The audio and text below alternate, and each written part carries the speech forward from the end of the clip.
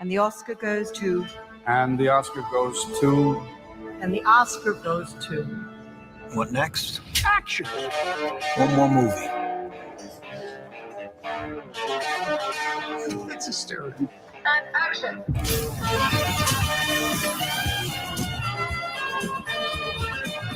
Film is a great collaborative art form. It's gotta be truthful. I pick my feature film battles very carefully. I must say, it's an exhausting process. Every time I would get tired of a scene and not want to persist, I would say, pain is temporary, but films are forever. And the Oscar goes to Martin Scorsese. Thank you. Thank you very much. Thank you. Thank you to the Academy. Thank you so very much.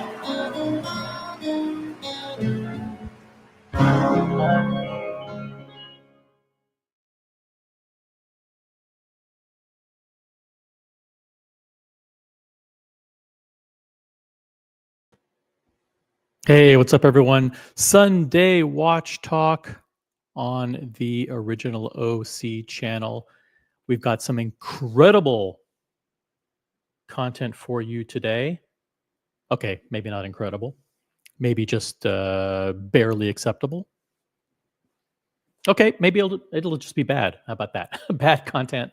But hey, what are your choices on Sunday afternoon? It's Sunday afternoon, the 2nd of March, 2025.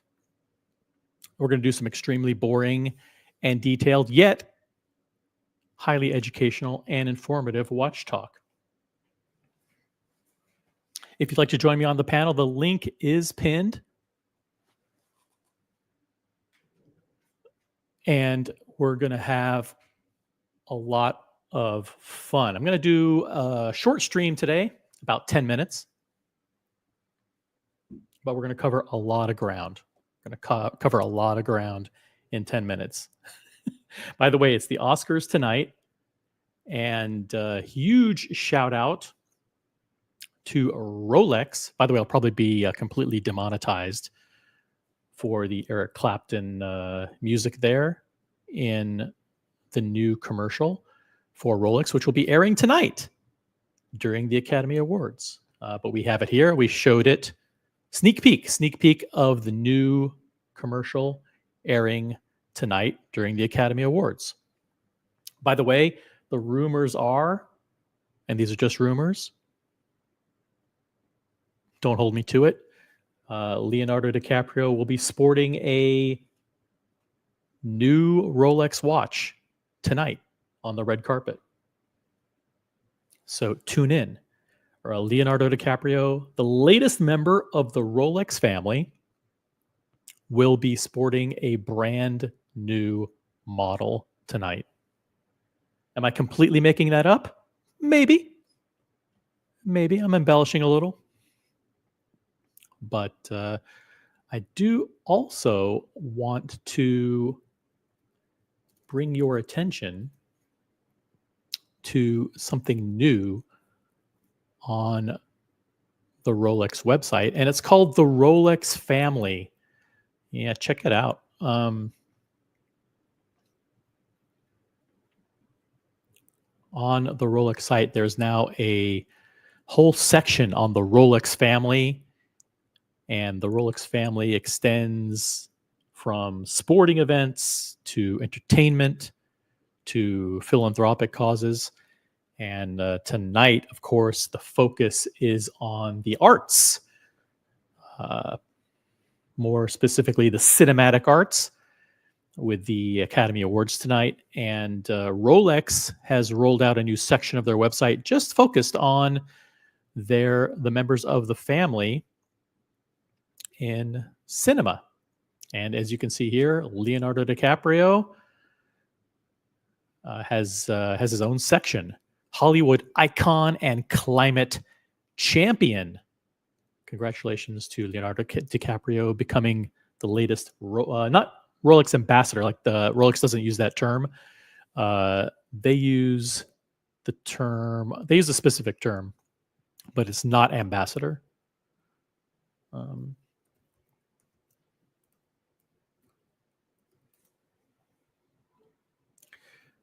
but congratulations to Leo.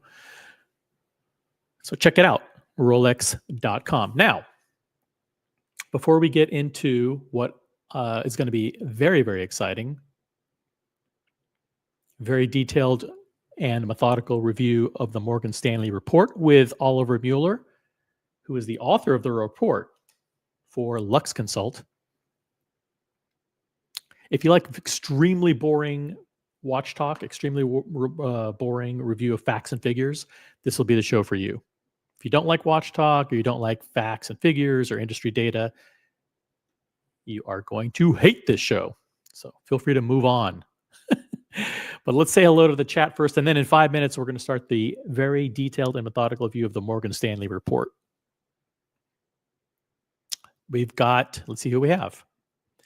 We've got Mathis. What's up, Mathis? Good to see you here. Logan Hall sleeping in. Yep, Logan Hall is nowhere to be found. Nowhere to be found. He's sleeping on the job. We've got Elmo in the chat. By the way, Mathis is a member of the Original OC channel. Thank you for being a member. Elmo is in the chat. Elmo is a member. Thank you for being a member. If you got your membership gifted, please click on the currency icon to see if you have a free member milestone chat. Everybody should check that. See if you make sure you use it before you lose it, guys. But thank you to all of the members. Memberships are available for as low as $200 per month. And if you're not a member, please feel free to click on the link that's being dropped in the chat, and you can become a member. Hey, we got Ray in the chat. What's up, Ray? Got Golden Baba. I love bad content. Hey, if you like bad content, this is your place this Sunday afternoon. He is the 7th to upvote. That's a good reminder, guys. Upvote the live stream. Let's get to 10 likes right out of the gate. Let's get to 10 likes. Hey, we got Mr. Tudor to you. Oscars or White Lotus? I know what I'm watching. Of course, the Oscars. You're going to watch the Oscars, and you're going to watch the coverage of the red carpet, where Leonardo DiCaprio will be unveiling a brand new Rolex model tonight. Don't miss it. Don't rely on Instagram for your source of news. Don't rely on Celebrity Watch Vlogger or whatever that fucking Instagram site is. No offense to them. No offense to their page. They do a fine job. You don't have to rely on IFL, whatever that IG page. I mean, watch it yourself live on the red carpet. Yes, you will be watching the Oscars. Congratulations, by the way, to Mr. Tudor to you. We unboxed. Yes, see? We unboxed the Tudor last night. And for those of you who watched the show, it was incredible. For those of you who didn't watch it, too bad. We pulled it. We pulled it to teach you a lesson that you have to watch live in real time. Okay? It's not even members only. We pulled it just to teach you a lesson. But this show may go members only, or I may just pull it and take it private. You never know. You have to have notifications set to all, guys, not just to personal or personalized or whatever it is. Notifications set to all. And you have to watch whenever I say you must watch. You must watch live. Hawkeye's here. He's here for the boredom. That works. Snookered in British Columbia, otherwise known as Snookered in BC. Good morning from Vancouver. Well, good morning to you too. Hey, we've got Doc Mick in Florida, where it's considerably warmer than the 33 degrees that it is here in New York. We got My Watch channel. What makes these numbers worse, we're going to get to the numbers in 5 minutes. We're going to go through, by the way, don't let me forget, but I want to thank Watches TV. And I want to give a huge shout out to Marc André at Watches TV for permission to replay the great interview that he did with Oliver Muller of LuxeConsult, author of the Morgan Stanley report. What makes these numbers worse for the likes of Tudor is these are units sold to dealers, not end users. This is how resellers like Joma Shop get their new inventory. By the way, a staggering and startling tidbit of information revealed in this interview, which I will spoil right now. Spoiler alert, I'm going to reveal it right now. Orders from retailers to Tudor. Okay, these are the orders that the retailers are placing to Tudor for new watches. According to him, not according to me, according to the industry experts, are down 60 to 80%. Okay, let your mind grasp the gravity of that. Orders to Tudor for new watches are down 60 to 80%. In other words, it's over. The brand is done. They are finished. Okay? It's garbage. They are fucking history. They're going to be dumped in China for 20 cents on the dollar. It's over. Absolutely over. It's sad, but well, it's not sad. I've been predicting this for a long time, but it's an absolute calamity. Absolute calamity. What is happening at Tudor? The worst according to Morgan Stanley, the worst performing brand of the year of the entire Swiss watch industry. If that doesn't tell you that they're in big trouble, I don't know what does. So, coming up in just a few minutes, I want to huge shout out to Marc André Deschoux and Elizabeth and the great team at Watches TV. If you want to tell you what, learn more about Watches TV right here. Subscribe right now, as a matter of fact, and tell them that OC sent you. It's I'll drop the link in the chat here. Please drop everything that you're doing and subscribe to Watches TV on YouTube.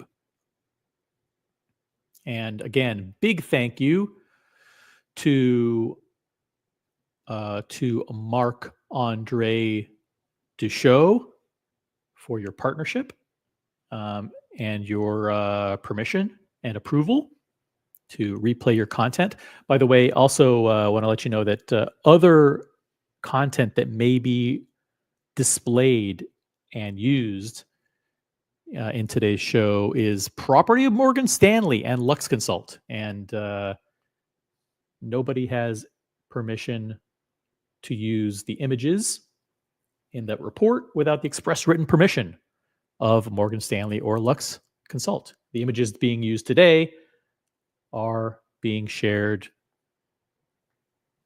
consistent with U.S. copyright law under fair use for educational purposes, education and news reporting.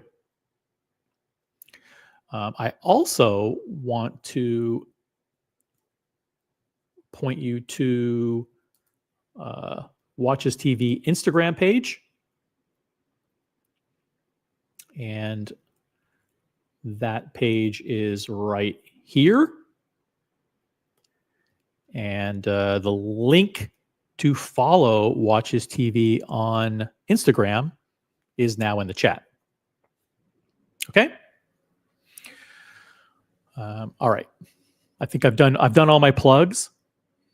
By the way, the link to follow Watches TV on Instagram and also to subscribe to Watches TV on YouTube are also going to be in the description of this live stream if you're watching on the replay.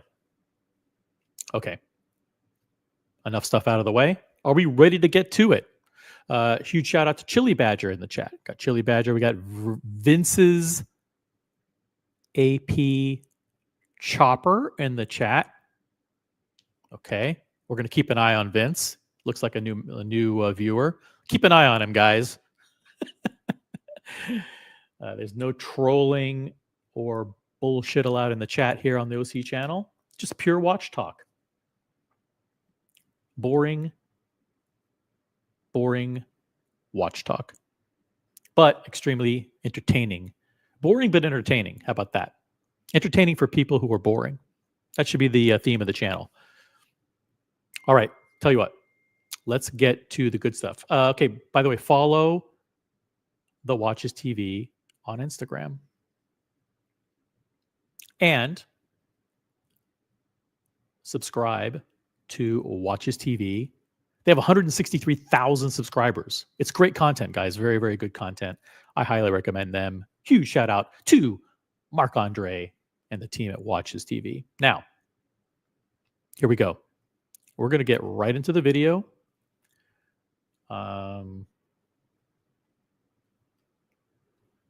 Let's turn on the closed captioning. Now, I can do this by myself, but it's going to get a little boring. But hang in there because this content is mind-blowing. This is the guy who wrote the Morgan Stanley report, okay? So this is the guy who has all the information. He's the one who has all the information from all the brands about how many watches they sold, at what prices, blah, blah, blah. This guy's the expert. And I think you're going to find a lot of this stuff quite riveting. Hey, we got Chalk flew up in the chat. What's up, Chalk? Tried a couple times. Okay, whatever. Hello, Chalk flew up. And hello, Jefferson Exotic. Jefferson Exotic, also a member of the channel. OC, do another live auction coverage stream. I will when there's next time there's an auction.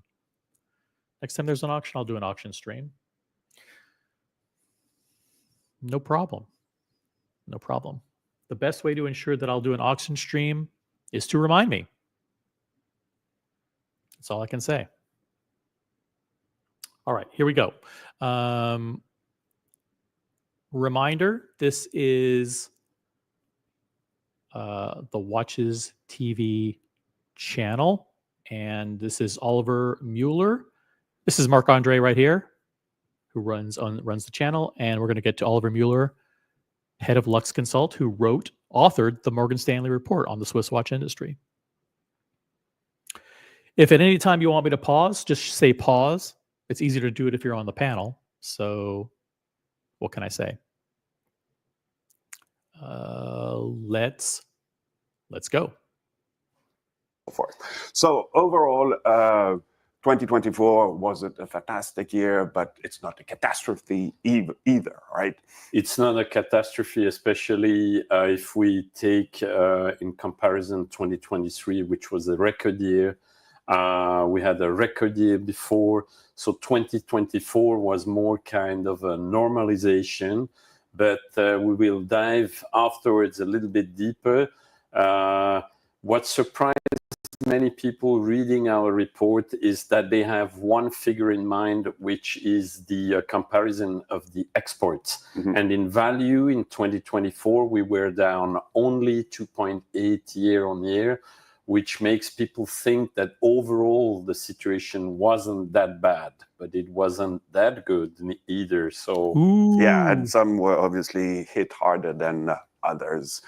So it's important to note that basically what Oliver Muller is saying between the lines is that it wasn't a good year. Okay, well, last year was a record year, which was 2023. The last year before this year's report, 2022 was also a record year in terms of value. The Swiss watch industry shipping record value of watches. But things have peaked. Things have peaked. So the value of Swiss watch exports is down 2.8%. But that's the value. Keep in mind that prices are being raised and raised and raised, and the product mix is changing. So the Swiss watch industry is shipping more and more expensive watches, more and more precious metal watches. So that means the number of units is actually declining quite a bit. Everybody get that? Everybody understand that although value may be only down 3%, unit shipments from Switzerland down quite a bit.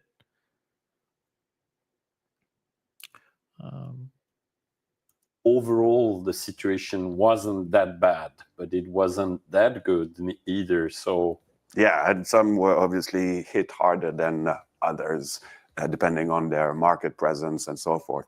So in terms of, indeed, exports, slightly down. In terms of volume, though, the trend is continuing. Very much down. That's the very negative news of all our findings, is that very negative news. Very negative news coming out of Switzerland. The volume is down by 10% on a basis which was already not very high. We were down in 2024 to 15.3 million exported watches. Ouch! Ouch! Down to 15.3 million. Just to give you guys an idea of what that means. Let me show you something here. Check this out. By the way, this is being used with permission from Morgan Stanley and the Federation of Swiss Watches. On the left, you see the value of Swiss watch exports, and you can see that the value is slowly climbing. But on the right, which is Exhibit 4, that's the number of units over the last 15 years. And you can see the number of units being shipped from Switzerland is down by half over the last decade. So in other words, they used to ship 30 million. Now, this includes quartz and mechanical watches. Quartz has taken the biggest hit, but mechanical watches is also down considerably. If you let me see if I can blow up what it looks like here.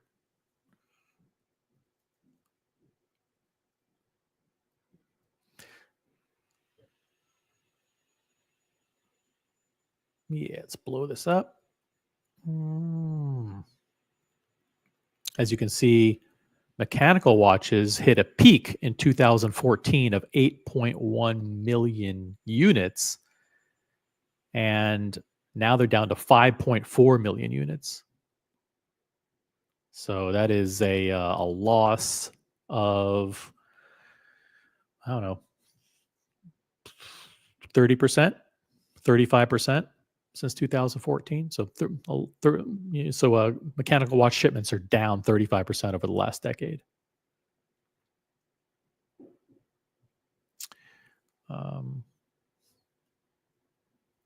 So pretty bleak news, guys. I'm not paying so much attention to the chat because I'm kind of running the show here. If you have any questions, the best way to get my attention is to do a highlighted comment. To be honest with you, because I'm not really following the chat. If you want to jump on the panel, the link is pinned. How about that? You can jump on and share the panel with me. Back to the action. More or less amounts to the total sales of the Swiss watch industry. I don't want to go too much into the details, but it's more or less the same number, because we have to deduct what we re-import, and we have to add also the local Swiss market, etc., etc. So overall, 15.3 million, down 10%. And the very bad news, and that's my forecast, is that unfortunately, that tendency will go forward. And I forecasted recently that probably mid-long term we will be down to 12 million units, which you have to compare, which really is a striking comparison. 20, 25 years ago, or even 10 years ago, we were at more or less 30 million exported Swiss-made watches. We are down to half that Yeah. figure. That is All right. Pause it right there. Digest that, folks. This is one of the most knowledgeable and educated experts on the Swiss watch industry, and he's telling you that in his expert opinion, the Swiss watch industry is going to go down from 15 million watches a year to 12 million. That means another 20% reduction. Another 20% reduction very, very soon. So things are bleak. Things are bleak in terms of unit volume. What does that mean? In order for them to maintain revenue, prices are going to go up. Prices are going to go way, way up. And the product mix is going to change. They're going to continue to push people into premiumization, which means the top brands are going to push you into precious metals. They're going to dramatically raise their average transaction prices. And some of the brands are going to be left behind. Some of the brands aren't going to make it. So the prediction down from 15 million to 12 million units. Let's keep going. is quite significant. But something interesting to note is that out of the 15 million units exported, 10 million represent quartz watches. Yes. And this is something that people, sometimes people think that we only do mechanical watches here in Switzerland, but actually, the quartz portion of this 15 million is quite significant. Because yeah, that's I think that's I just echoed. That's something that I just commented on a couple minutes ago. Is that out of the 15 million Swiss watches, 10 million are quartz, 5 million are mechanical. But that 5 million mechanical is down from 8.1 million in 2014. So they're down quite a bit from just a decade ago. And a lot of that, the quartz is being propped up by the Moonswatch. Okay, so the Moonswatch is about a million of those units. 2 years ago, the Moonswatch was 2 million units. Okay, so without the 2 million units coming out of Switzerland, the numbers are even worse. By the way, poll. I'm not going to do a formal poll, but how many watches do you think are made globally every year? The number may shock you. How many watches are made globally every single year? And that includes everything out of China, out of India, out of anybody that makes watches, quartz, mechanical, everything. What's the total number of watches that get made per year? I think the number will absolutely stagger you.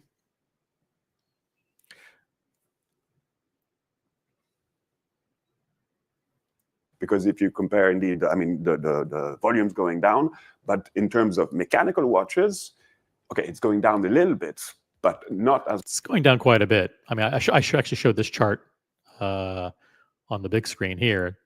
Mechanical watches going down from 8 million to 5 million. much. We are more or less stable on the mechanical side since a very long time. The quartz went down a lot, also due to the competition with connected watches, smartwatches.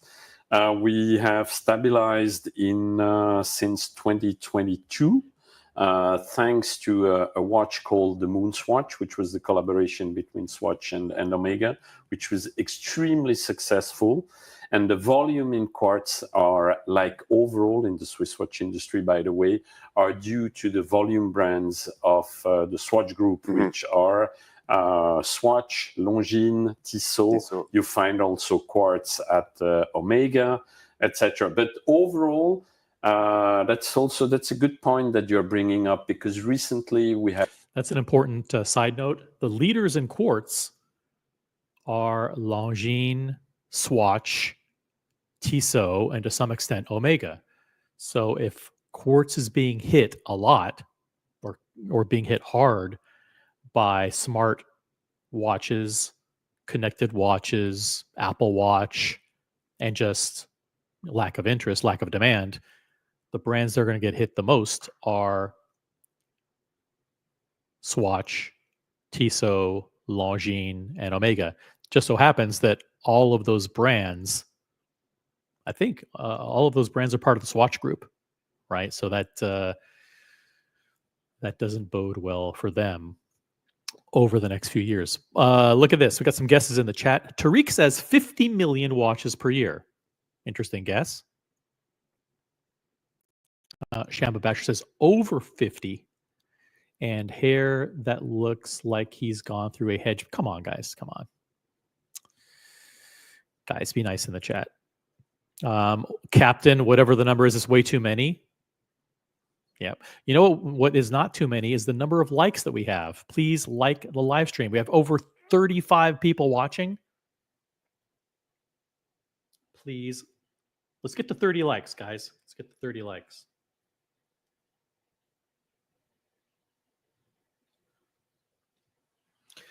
But I think what's gonna blow your mind when you actually find out how many watches get produced per year. And by the way, some very fascinating figures coming up in this show. We're going to go over the overall size of the luxury market and the overall size of the personal luxury goods market and the percentage that watches makes up within those markets. I think this is going to be edutainment on the highest level. I guarantee you're going to find out information on today's show that is brand new to you. Only here on the Original OC channel. And thank you to Watches TV. The link is in the chat. And I'll drop it again. By the way, please subscribe to my friend Marc André and Watches TV. Let's keep going. We have seen good initiatives on Quartz because we have many friends, watch collectors, who always spit on Quartz. But you can... Hey. No one spits on them. Does he mean shits on? No. Don't spit on or shit on Quartz. Because if you do so, you're spitting on the FP Journe Elegant. You can do nice watches, and especially if you are in more challenging price territories, using Quartz allows you to position yourself. By the way, check that's Marc André, very cool guy, super cool guy, and I've had the pleasure of meeting Marc André. Yes, it's true, I have. Check this out. Here's a picture of us hanging out. We were in Switzerland. Met him in Geneva. I think I met him in 2023 and 2024. He's a good friend of mine. Yeah, Marc André of Watches TV.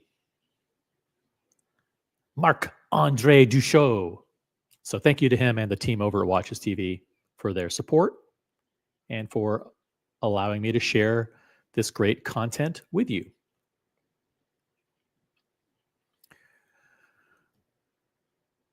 Is he your friend? Absolutely. Dear friend, good friend. Very, very close friend. Cool guy. All right, back to the action. In a more favorable way. Yeah. And and to put things into perspective, overall around the world, there are 900 million watches sold. So, it's... All right. Boom. Bet you didn't think that was the case. 900 million watches get sold. Okay. That means that the Swiss watch industry represents less than 2% of all the watches sold in the world. 900 million watches sold. And by the way, the average cost of a watch coming out of China is $12. So China is producing watches at an average cost of $12 with an approximate retail price of around $30. Wrap your head around that the next time you buy a Submariner for $10,000 or a Day-Date for $45,000 or a Richard Mille for $200,000. The average price of average retail price of a watch coming out of China is $30, and the average cost, the export price, not even their cost to produce, but their export price, the price at which they're selling it, is $12. This industry is fascinating. It's unique. It's fascinating. 900 million watches sold. And it's almost like, that's a big volume, meaning that people are still buying watches, probably there more as a functional tool than anything else, but at a very lower price point. Yes. So it's, the Swiss exports represent less than 2% of this 900 million watches, but they, for sure, in terms of value, those 2% weigh a lot. We capture more or less 1.8% of the volume only, even less, and as I said before, tendency going down. Overall, watches are down as well, even the cheap watches, but as you rightfully say, it's huge volumes being sold, especially by our Chinese competitors. The prices are very much lower. The average export price of a Chinese watch is about $12, which means it's about the retail of about $30. Whereas in the Swiss watch industry, the average export price is about 1,500 Swiss. Yeah. So you see the comparison. We are the world champions in the high end. We capture more than 95% for watches above 1,500 US retail price. But we have a very, very small chunk of the volume. And maybe we can then re-jump on that aspect because... Makes sense. It makes sense, right? Swiss watches are expensive. The average retail price for a Swiss watch is $3,000 compared to $30 for watches coming out of China. So it puts it in perspective. The watches that we tend to collect, the watches that are part of our hobby and our community, represent the absolute upper echelon of watches that are being sold globally. Because it's not only about numbers, it's the consequences that those numbers have on the value chain. Absolutely. And we've talked about that already a few times here, but it's very important that the industry remains an industry. So now let's talk about markets. And let's jump directly into the big one, China, of course. Serious decline there. Yeah. China is very concerning. That's a very personal opinion. I don't know why people had expected China to restart after COVID, where they left 2019. This is a huge deal because right before COVID in 2019, the US market and the Chinese market were the same in terms of size. Actually, China was actually bigger than the United States in terms of the market for luxury Swiss watches. China was actually bigger than the United States. Now, China isn't even half the size of the United States. And as you will hear, Oliver Muller's predictions are not very good for China. Let's see here. Let me see if I can pull up a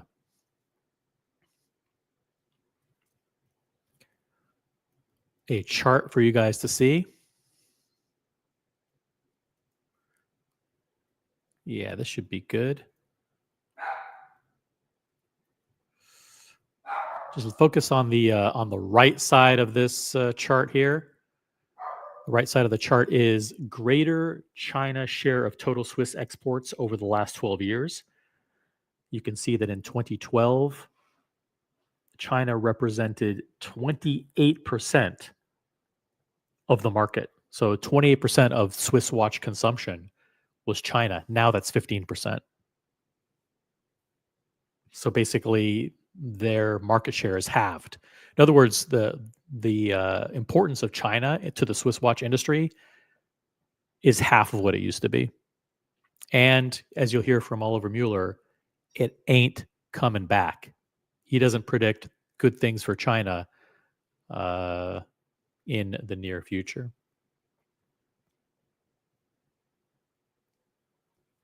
Before that terrible COVID. I don't know why people had expected China to restart after COVID, where they left 2019 before that terrible pandemic. I don't think China will ever go back to its luxury consumption back then, due to many reasons. Maybe I can be proven wrong. Like I always say many times, it's only when you forecast the future that you can do mistakes.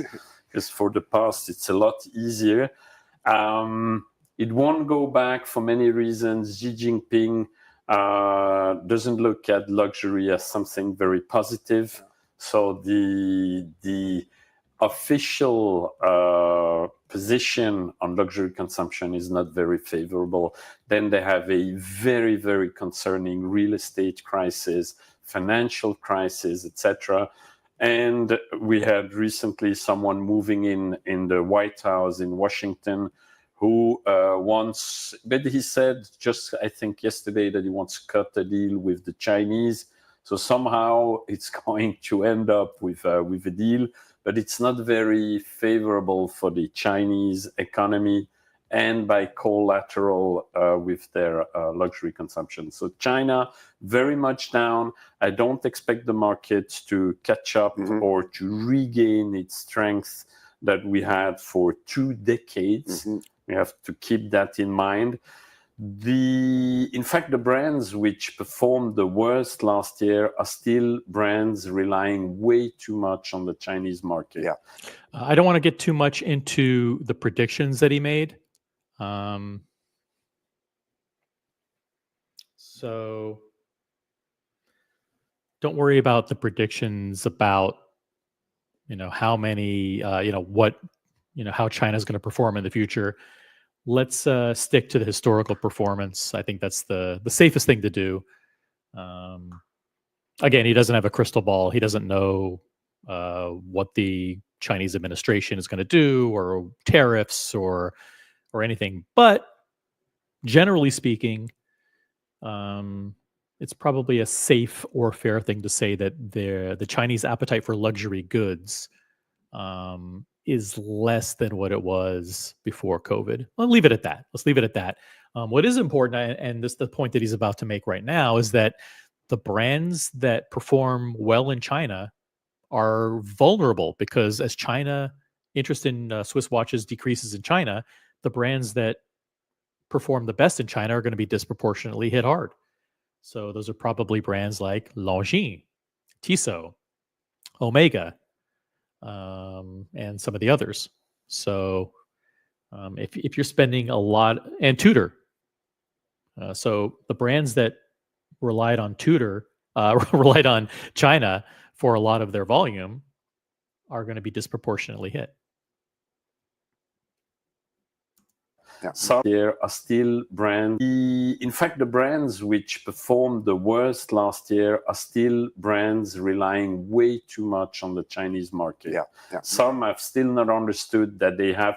It will remain an important market. Don't get me wrong. Right? It's a huge market. People are still buying watches, conventional watches, connected watches, etc. But it's a lot less. And the booming market is the US. US was already booming. That's right. The United States. The United States is the #1 market in the world. We buy more Swiss watches than anybody. And look at the share right here. This is the share of watches going to the United States. It used to be 10%. 10% of all the Swiss watches came to the US. Now it's 17%. Our consumption of Swiss watches has gone up 70%. 70%. That's just absolutely insane. Absolutely insane. Before we had that change in the White House already before, but since Mr. Trump moved in, the market goes crazy. The Swiss Watch Federation has just published the numbers for January, and it seems that the trend keeps going unabated in the positive with a plus 16% on Jan. Of course, there is the base effect that 2024 for some markets was a lot down, so the figures will look better this year. And don't you think that maybe the fact that tariffs could be imposed, so people are buying now, saying, okay, it might be a bit more expensive later on? Isn't that pushing artificially a little bit those numbers? I don't see that, at least for luxury watches.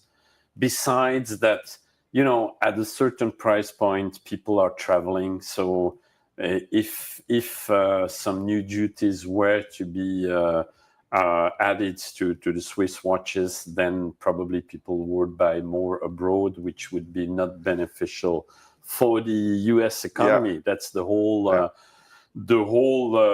wrong assumption that Mr. Trump is making. He's pushing the inflation, etc. But that's another topic. Indeed. I'm not going on that. Indeed. The point that I think Oliver Muller is making, aside from the political one, which we won't get into, is that if there's disparities in exchange rates or disparities in the prices of watches due to tariffs or duties, whether that's in the United States or China or anywhere else, you're going to go where the cheap watches are.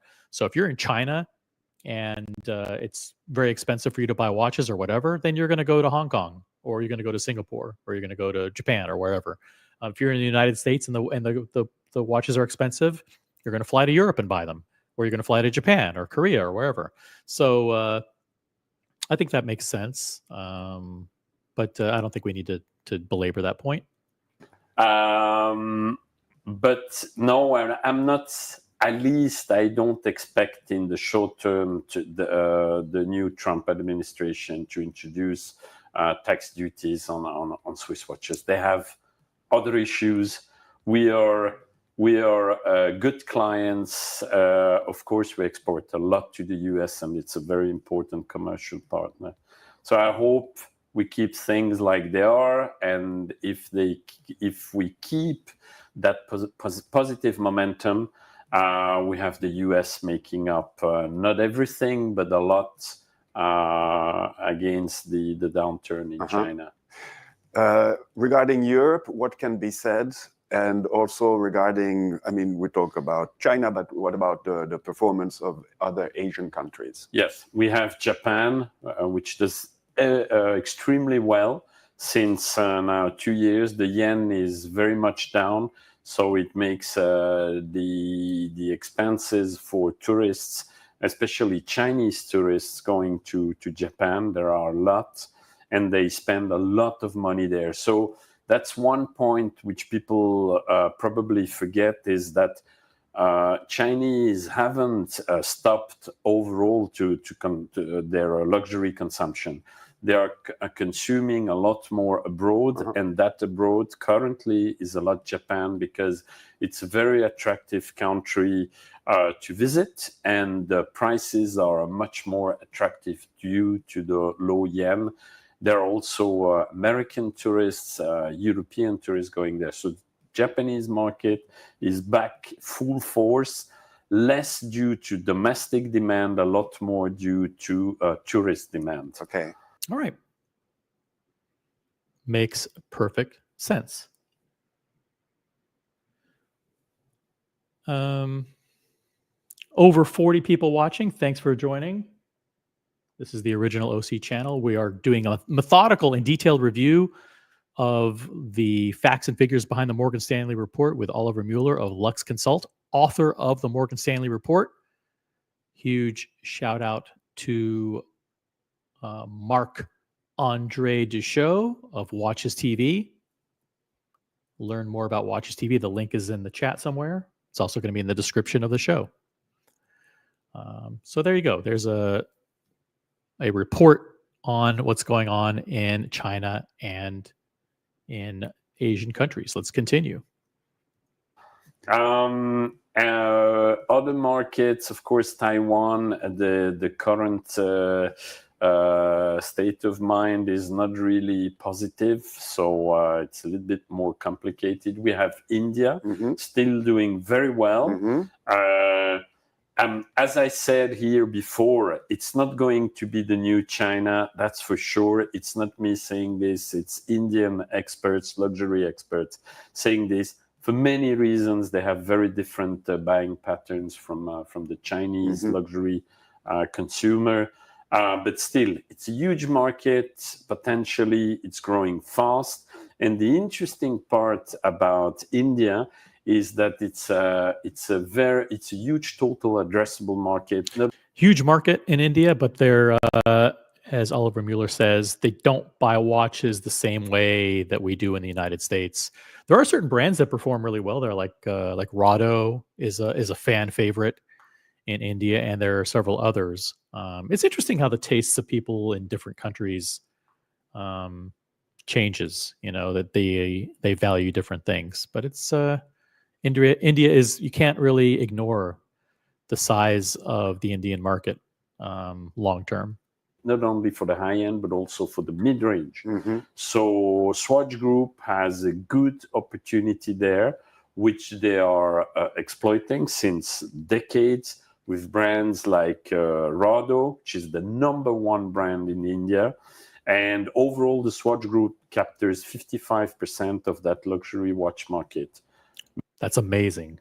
That's amazing. So that's a huge green flag, a huge kind of victory for Swatch Group performing so well in India, and Rado, the #1 Swiss brand in India. That's pretty cool. Mainly with Rado, Longines, Tissot, but also Omega to a lesser extent. Okay, interesting. And regarding Europe? Europe, where you find tourists, business is good because the Americans are traveling a lot again and spending a lot of money. That's the positive news.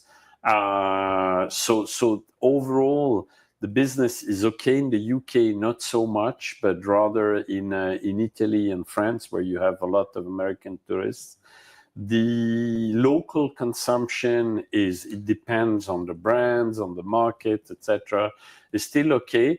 I think that's the positive, the upside of COVID, when everyone had to rethink the way they looked at the different markets, and that they couldn't expect any Chinese loads of airplanes flying in to Lucerne, to Geneva, etc.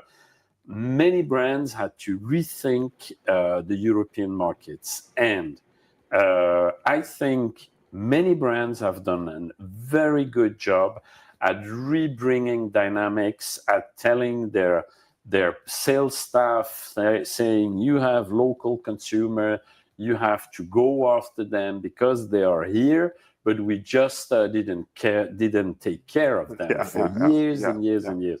So I'm seeing that rather positive. Now, of course, luxury consumption is linked to the overall feeling and confidence and trust that people have.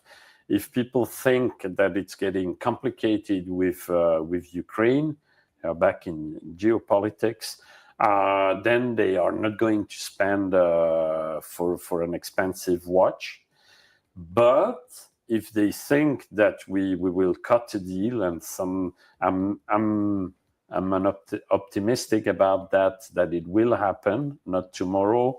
And then I'm going to intentionally skip foundation. Yes, and this. I'm going to intentionally skip commentary about geopolitical issues. I just don't want to get into that debate here. I actually kind of wish that he would shy away from it and not insert it so much into his analysis.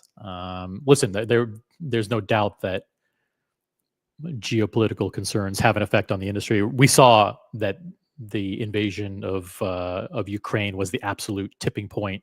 It may have been one of the catalysts for or contributors to the peak of the market in March 2022, but no one has a crystal ball and no one knows how this affects buying patterns, especially in the United States. So let's skip that. We'll talk a little bit more about the big trends in the market, and that is a continued trend towards premiumization and concentration. So you'll see that the big brands Cartier, Richard Mille, Rolex, Patek Philippe, AP. Those are the ones that are gaining traction, and they're going ultra high end, and they're leaving everybody else behind. Guys, if you want to be part of the exclusive club, now's your chance to get in. Otherwise, you're going to be left behind. You can join the Moser Club or other clubs out there, but the absolute high-end brands are going even higher end. They only want the top customers, and it's going to be even a more exclusive club going forward. Something that indeed the volumes went down, but we see something that is really interesting is this notion of polarization. Yes. And this has really, is become even more and more evident. Can you develop a little bit on that? Yeah, that's tremendous. Since we launched our report, that was 2018, based on the 2017 figures. It's year after year, and it's a running joke with the team at Morgan Stanley, because basically we say, what are we going to write this year? Because it's about polarization and premiumization. Yes. Things are starting to change a little bit, but definitely the polarization even accelerated. We are seeing the big four. So Rolex, Audemars Piguet, Patek, and Richard Mille capturing 47% market share. Absolutely insane. Absolutely insane.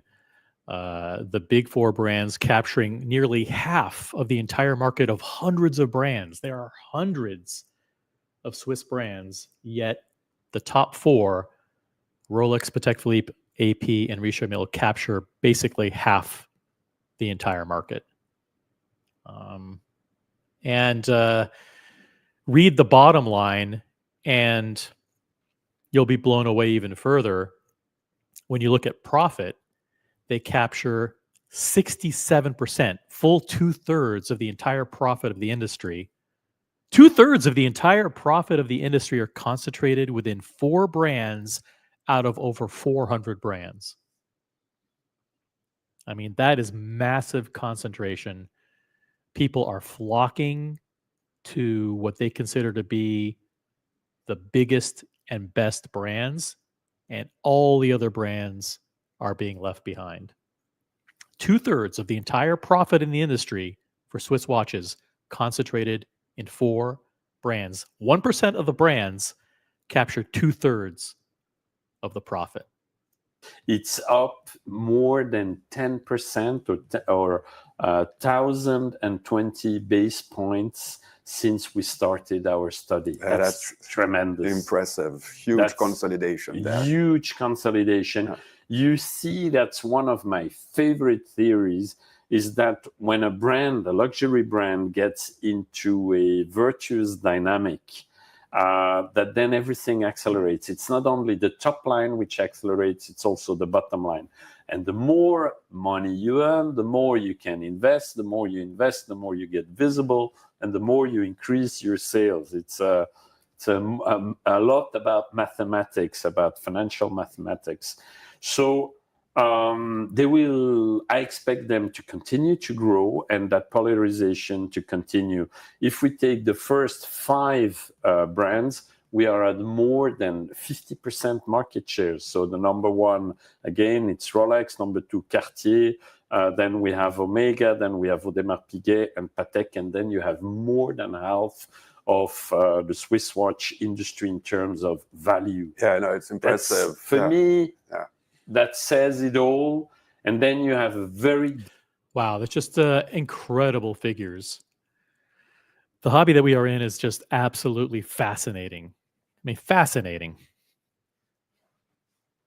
Just the business dynamics and the market dynamics around it are pretty unique.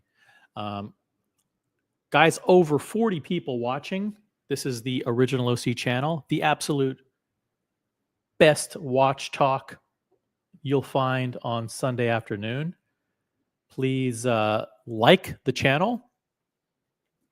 And let me take this opportunity to remind you that I do very much appreciate all of the people who are members. Please be sure to continue your memberships. And if you are not a member, if you don't have a star next to your name, please consider becoming a member. Very much appreciate that. And by the way, check and see if you have a free member milestone chat available. You do that by clicking on the currency icon next to the chat where you leave a comment. It may have a you may have a free member milestone chat there. Be sure to use it before you lose it. Yes, he did say financial mathematics. And let me also remind you that the link to join the panel is pinned at the top of the chat. I know that listening to me is not fun. It's quite boring. So if you want to join the panel, the link is there. I'll also drop it again here in the chat. Hey, No Biggie Sal's in the chat. No Biggie Sal, a huge thank you to you and to people like Gatsby and Chalk Flew Up. You guys are like, and Wayne's World. You guys are like my biggest supporters going back 3 years now. I really do appreciate it. And it doesn't go unnoticed. You're also like my highest ranked members. Thank you guys for all your support. Really appreciate it.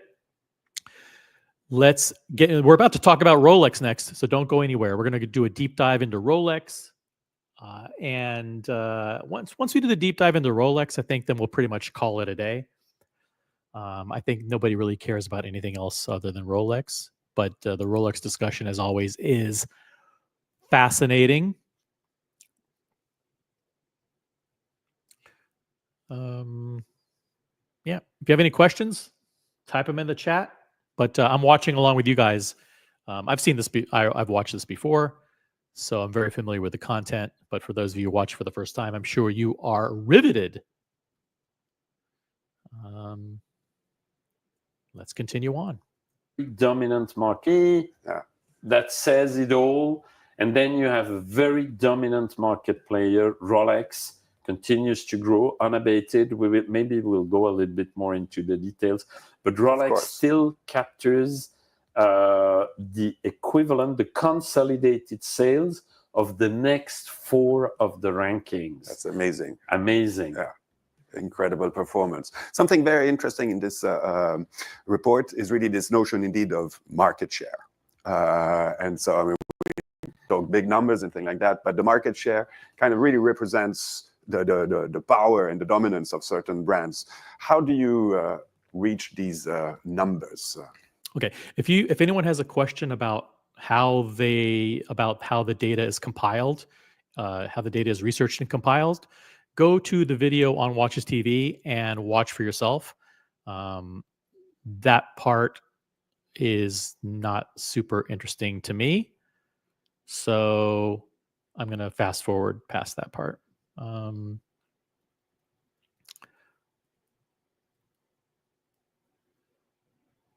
So let's get to the good stuff. And if you want to learn more about the methodology and how they get the data and how they compile the data and all that stuff, hang out, go visit Watches TV, and you can watch the entire video. All the previous reports that were done on the Swiss watch industry were always comparing peers with apples. Why? Because when you're at Rolex, before they consolidated Bucherer, it was almost 100% wholesale distribution. They had one historical boutique here in Geneva, but that was rather marginal or not significant. So we could say 100% through wholesale.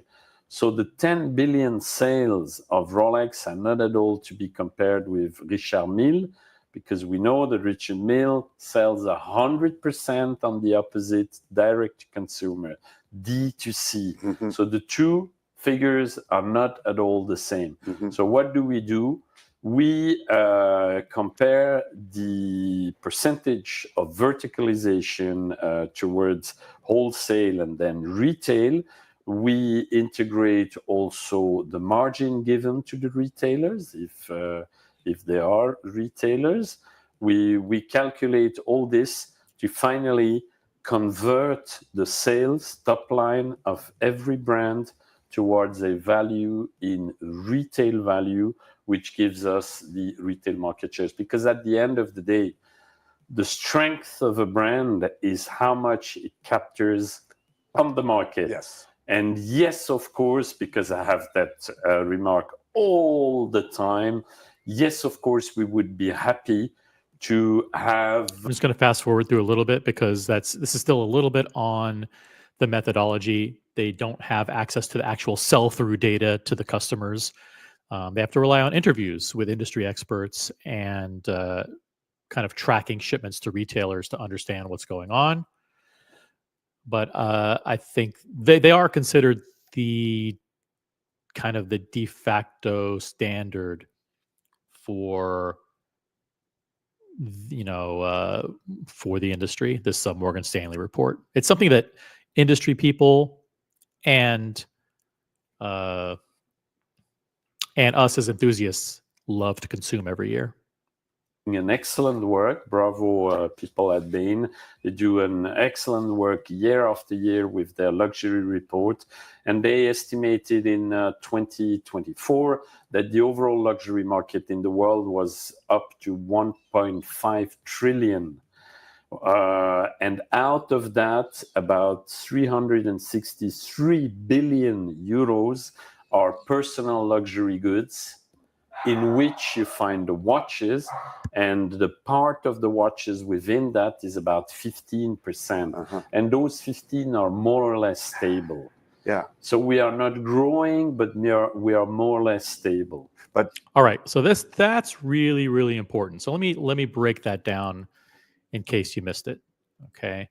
Let me share something let me share like a big part of the screen here. Okay. So the overall market for luxury goods, okay, is 1.5 trillion a year. Okay, and luxury goods, according to Bain and Company, consists of these categories. Personal luxury goods, of which watches is a part. Okay, so here are the categories that make up overall global luxury spending. Personal luxury, cars, hospitality, wine and spirits, food, gourmet food and fine dining, furniture and housewares, art, jets and yachts, and cruises. Okay, those are the categories.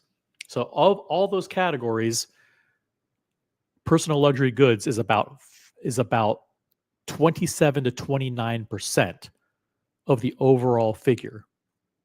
So when you think of overall luxury spending, cars, yachts, boats, private planes, wine, hospitality, trips, everything, personal luxury is 360 million out of 1.5 trillion. Now, within personal luxury,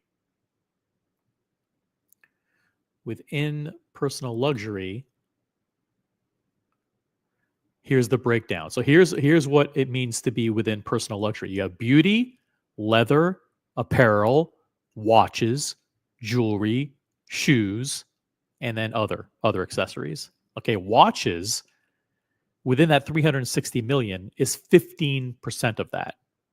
Okay, so approximately 50 billion. So watches is 50 billion out of 360 billion. Okay, so I hope that was easy to follow. Just to recap one more time, overall luxury spending 1.5 trillion. Personal luxury is about 30% of that, or 360 million. And then watches is about 15% of personal luxury. Okay, well, about 50 billion a year. Got it? So that gives you kind of an idea of like where the watch market falls in the overall scheme of luxury. It's 50 billion out of a total of 1.5 trillion.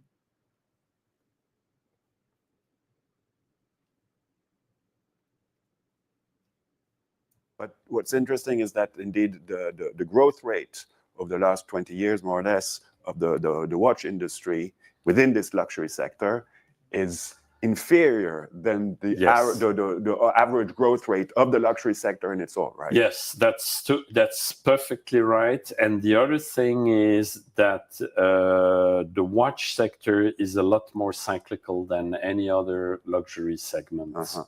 So we have stronger ups, but also steeper downs, and the cycles are shortening. Yeah, that's not good for the business, because people, when it goes well, everyone goes nuts. Yeah, overreacts. Like 2019, 2020, 2021. One way or the other. And I'm not going to explain for the 1000th time my theory. It's not mine, by the way. It was a very intelligent man in the 1960s who came up with the bullwhip, and that bullwhip explains the cyclical part of our business. All right, so let's dive now into actual performances by brands or groups afterwards. And if we take, the main chart. Which brand should we talk about? Which brand is the king of brands? Reach for the crown, the number one brand in the world. Let's talk about Rolex. Rolex, obviously, like you mentioned before, remains at the top of the top. There's been a few important changes for them. We were mentioning that before. Indeed, before they were relying 100% on the network of retailers. And this has kind of changed last year, and could probably have further impacts and consequences, especially for those who are who are selling Rolex in their boutiques. There could be some kind of little consolidation there also. What's your take on that? Yes, my take is the same since 10 years, long before Rolex started capturing the retail. I always forecasted that. I'm proud that for once I forecasted things correctly. So according to Oliver Muller, for a long time, I've been into the watches for 7 months, give or take a few weeks. But I've always, I always thought that there would be a zero chance that Rolex would want to get into the business of owning their own boutiques. I always thought that that their strong partnerships with retailers would be their distribution strategy. Lo and behold, they bought Bucherer or Boucherer, or however you want to pronounce it, which means that now about 8% of their business is being driven through distribution that they actually own. I think it was very opportunistic that they bought Bucherer because they didn't want it to fall into the hands of somebody else. I think they paid between $4 and $5 billion for Bucherer. Again, I don't think this was something that they wanted to do. I just think opportunistically the guy was about to die. He had no heirs, and the last thing that they wanted to do was have Bucherer fall into the hands of Richemont Group or Watches of Switzerland or LVMH or somebody like that, and then a lot of their distribution would be kind of beholden to somebody else. Instead, they flipped the script on everybody else. Nobody thought they would do it, and now they actually own a big chunk of retail distribution. So kudos to them. But Oliver Muller says he actually, for 10 years now, actually predicted that Rolex would want to own a piece of their own distribution. Is forecasted that. I'm proud that for once I forecasted things correctly.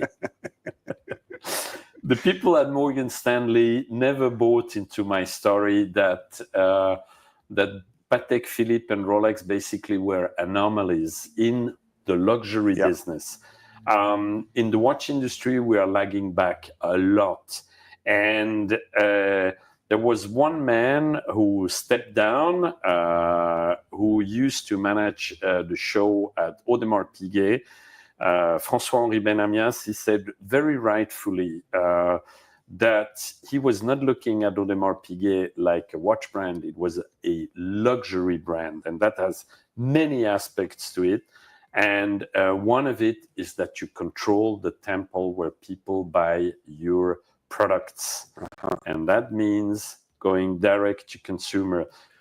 Francois Benamias, one of his one of the key aspects of his legacy is actually taking AP completely direct. And that has pros and cons. It has good points and bad points. When you own the entire customer experience, you are responsible and accountable for that experience to the customer. But you also reap the benefits of all of the profit that used to be left on the table. All the profit that used to go to retailers is now being captured internally. And now 100% of sales of AP is done through AP-controlled distribution, not through retailers. So that's Francois Benamias' legacy. And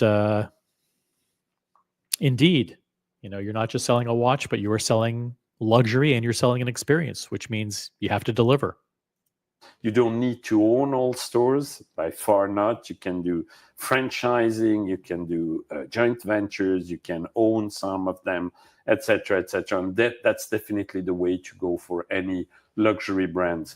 Making watches or making leather goods, it's exactly the same, because you control the image, you control your inventories, and by saying you control your inventories, you avoid gray market, which is very detrimental to the brand equity, to the brand's value perception by the clients.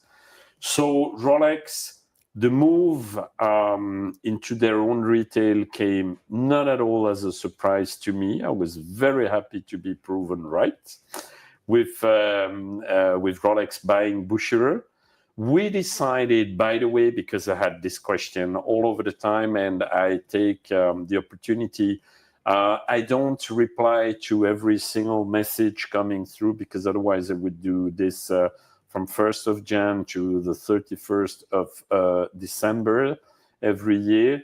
So we decided to integrate the sales made by Bucherer of Rolex products.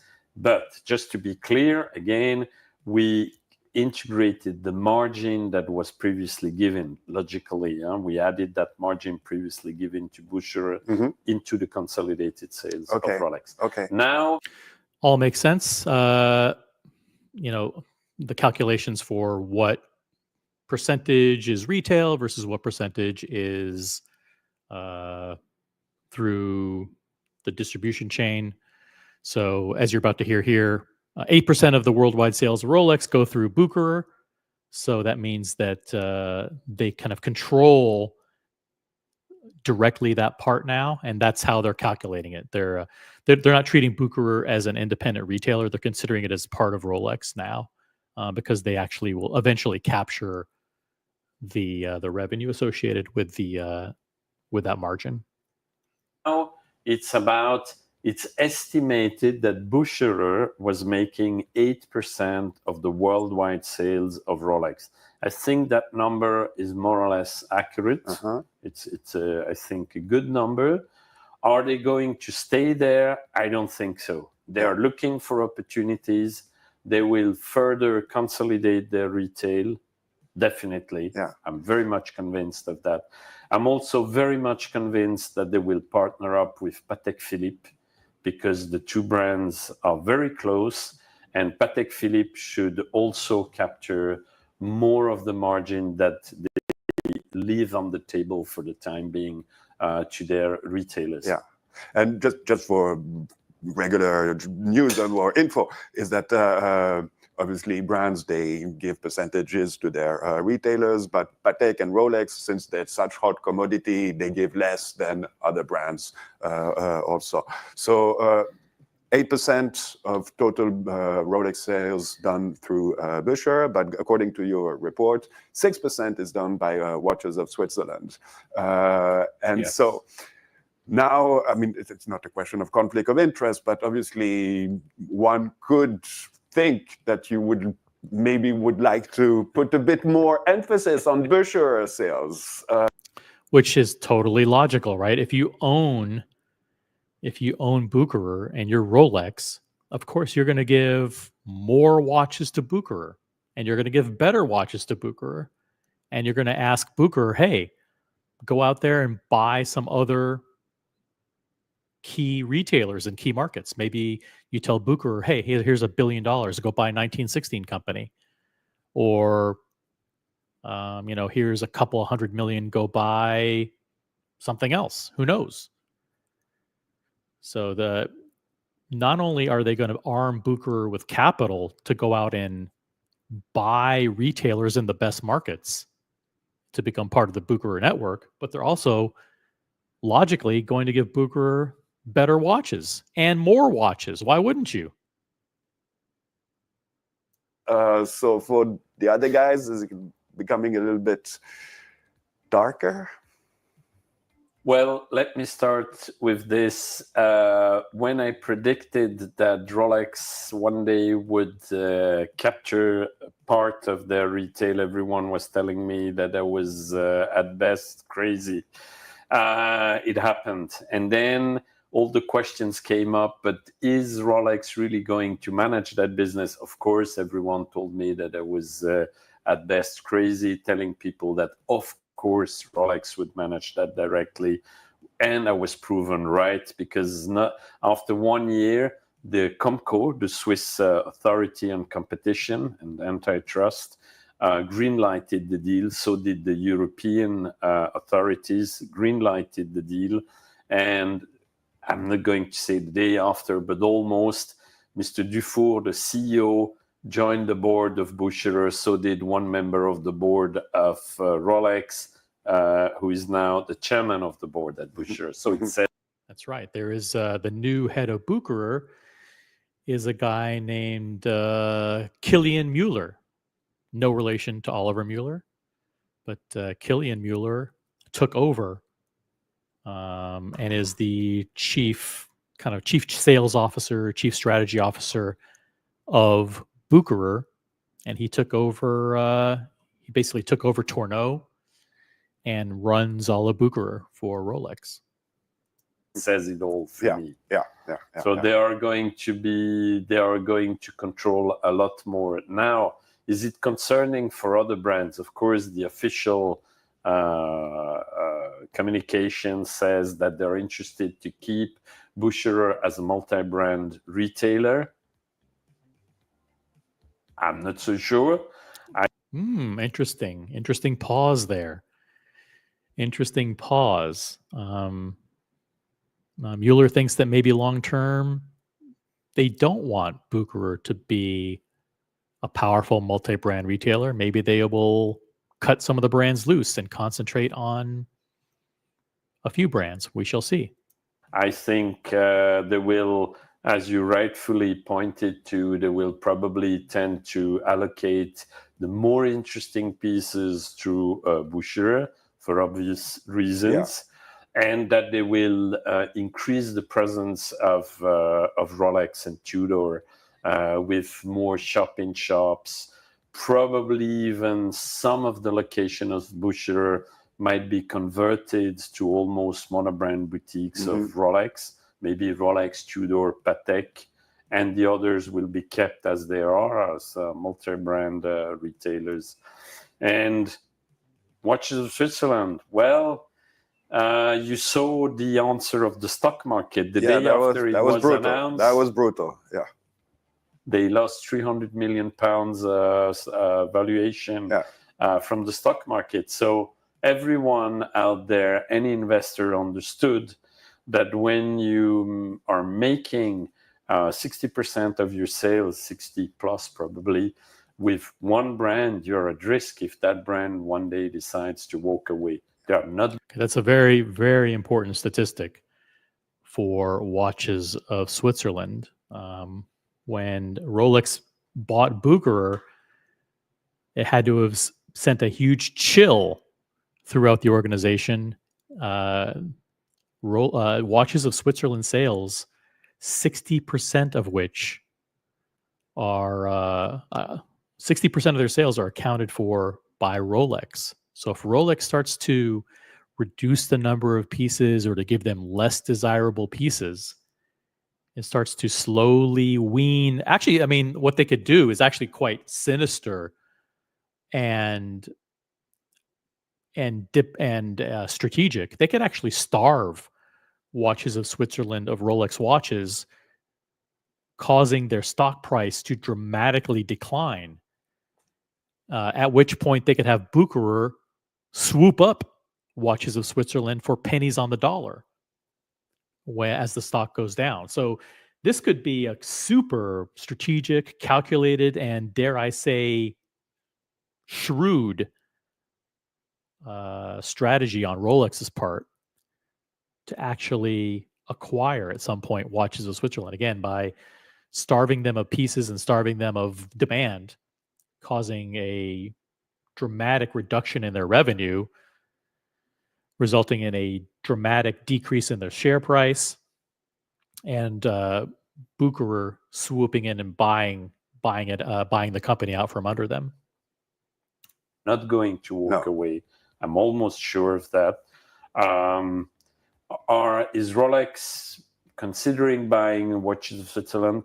I don't think for the time being, again, for many very simple reasons, because the interesting part could be to capture the point of sales of watches of Switzerland in the UK, because in Europe there is nothing left. Yeah. They have retreated due to their other concerns with Rolex and others. And in the US, with Bucherer and Tourneau, which are together, Rolex already masters the game. Yeah, and they've invested a lot. I mean, Bucherer, prior to the acquisition by Rolex, they invested immense amount of money into building huge stores in the US. That's the way Rolex will go the next few years, is more representative points of sales, less points of sales. Yeah. They have already substantially reduced. Yeah. Year after year, they are closing down authorized dealers, whereas on the other hand, they are increasing their presence, like at Sediki in Dubai, in Milano, etc. They have huge point of sales, but the overall number will further decline. So for the first time in real quick, I think we all know this, but let me share with you the exact figures. If you look on the right, you will see the number of Rolex stores by country. Okay, on the right, you'll see the number of Rolex stores by country. So you can see that of the approximately 1,500 Rolex stores worldwide, the US has 260 of them. Italy has 118. Germany has 109. China has 92. UK has 92, et cetera, et cetera. So that's the breakdown of Rolex dealers by country. Now, if you look on the left, you'll see the trend of the number of dealers over the last decade for the United States and the United Kingdom. Now, let me see if I can blow this up a little bit here for you guys.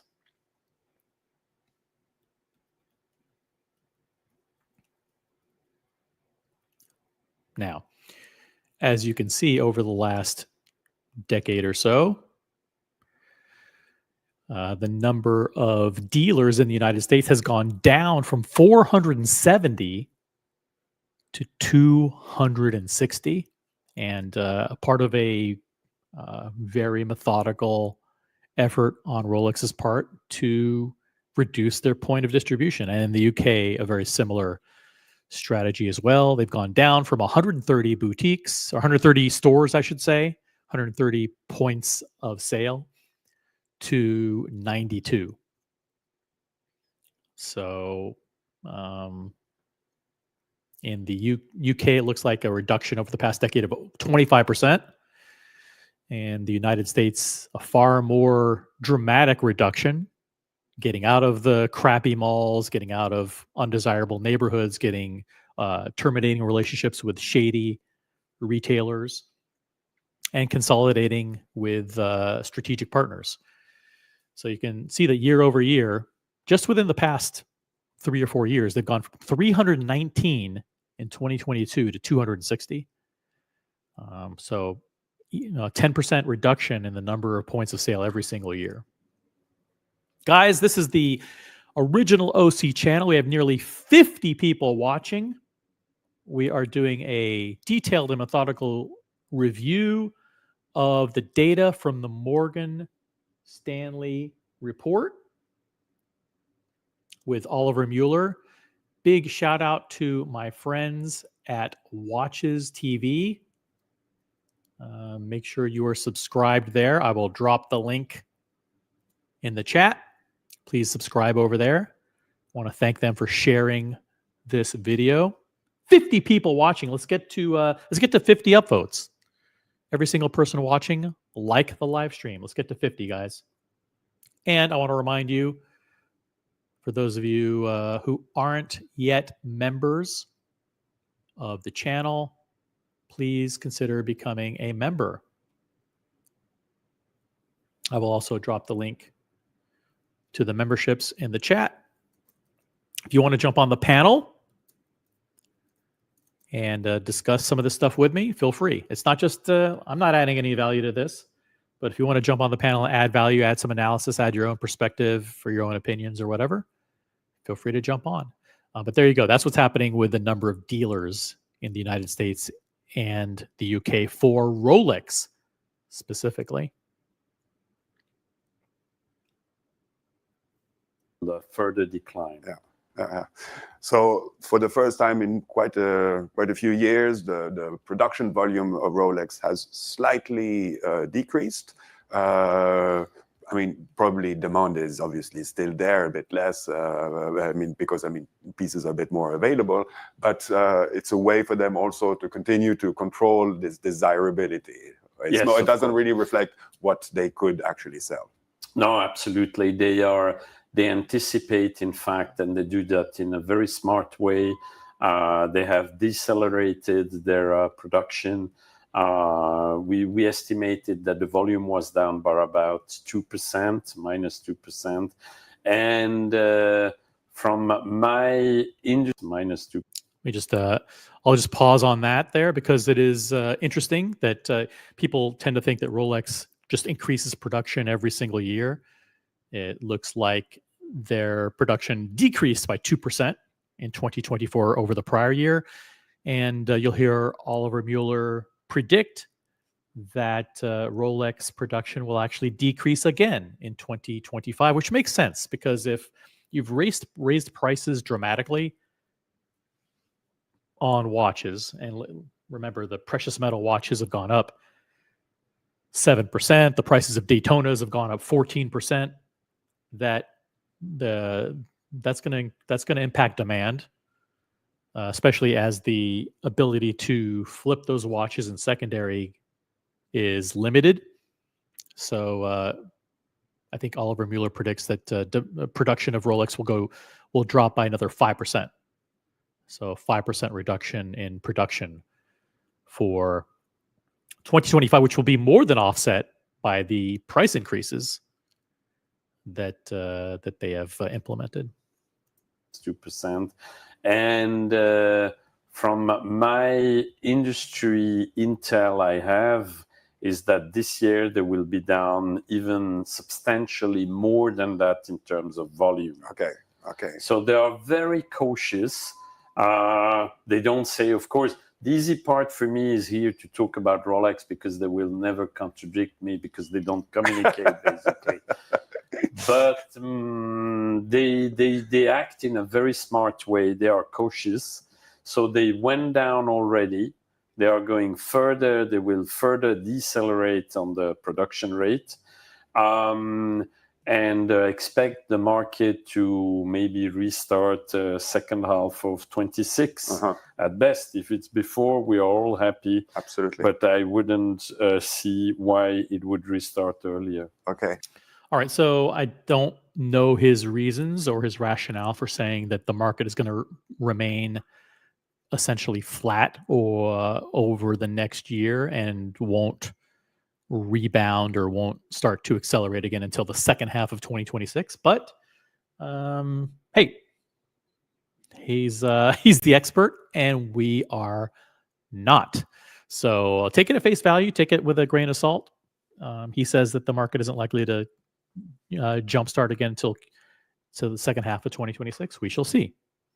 Put a pin in it, and we'll come back and revisit this next year.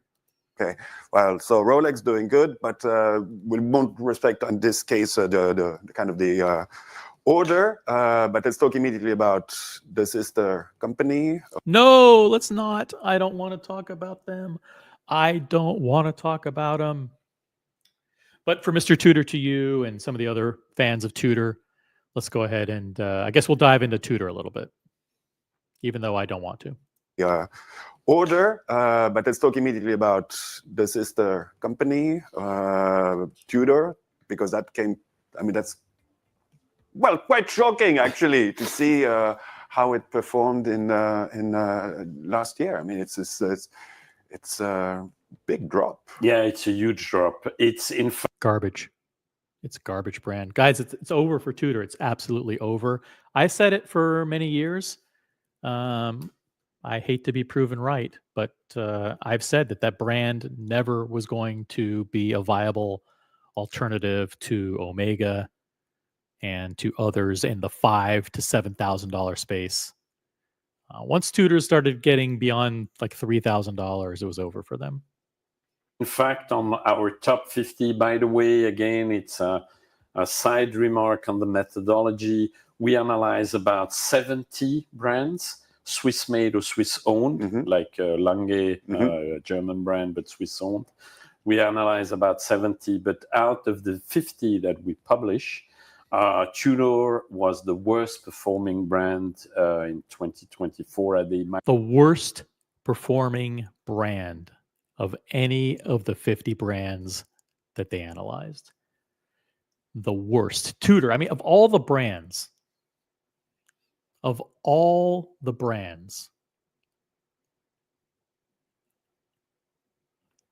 that's just mind-boggling. Man, oh man. I mean, just think about it. Like Hublot, Bulgari, Frank Muller, Mont Blanc, Hermes, Breitling. I mean, of all the brands. I mean, Mido, Gucci, Frederic Constant, Moser, Certina, Baume & Mercier, Raymond Weil, Gerard Perregaux, Roger Dubuis, Dior, Glasuit Original, Parmigiani. Of all the brands, Tudor, the worst performing of any of them. I hate to say I was vindicated, but it's true. They are the worst brand of 2024, according to Morgan Stanley. We analyze about 70, but out of the 50 that we publish, Tudor was the worst performing brand in 2024 at a minus 34%. Of course, they wouldn't agree with that number, I understand, but they are not publishing any, so our number stays. It's due to China. It's a very still over-dependent brand on the Chinese market. You have to keep in mind that brand once upon a time, let's say, not even 20 years ago, was selling 90% to China. They reduced, of course, that chunk substantially, but they still reduced or increased elsewhere probably. They absolutely yes, they increased the sales, so the proportion sold to China was substantially reduced. Yes, of course. And then they have another issue.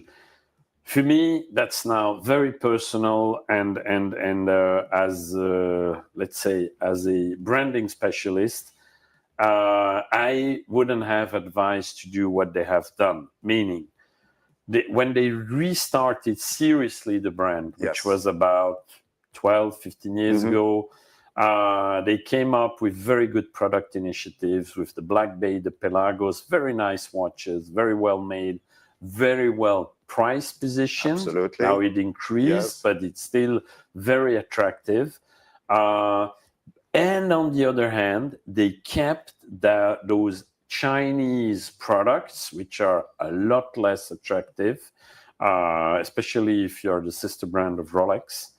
They kept that and continued to sell those mainly to China. Yeah. And that is not good in terms of how the clients perceives the brand. Yeah. And of course, now China down, Tudor down, and Tudor is down over proportionally. I would have, if I had to advise once upon a time, I would have said, let's start lower, clean, and have a global product offering. Of course, then you have maybe to adapt in terms of colors, sizes, etc. But you should have a coherent and consistent product offering all over the world. You can't do those in French chinoiserie where you keep one product family for China only, and that is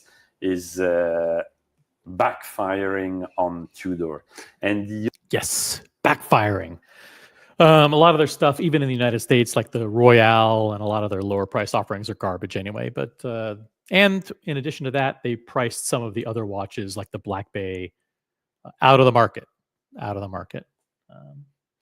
the way, congratulations to Jeff, who unboxed last night the new Flamingo Blue Tudor Black Bay Chrono. So listen, you know, we're not 100% against Tudor. Congratulations to Jeff on his recent pickup. But listen, this brand is it's going away. It's going away very quickly. It's going away very, very fast.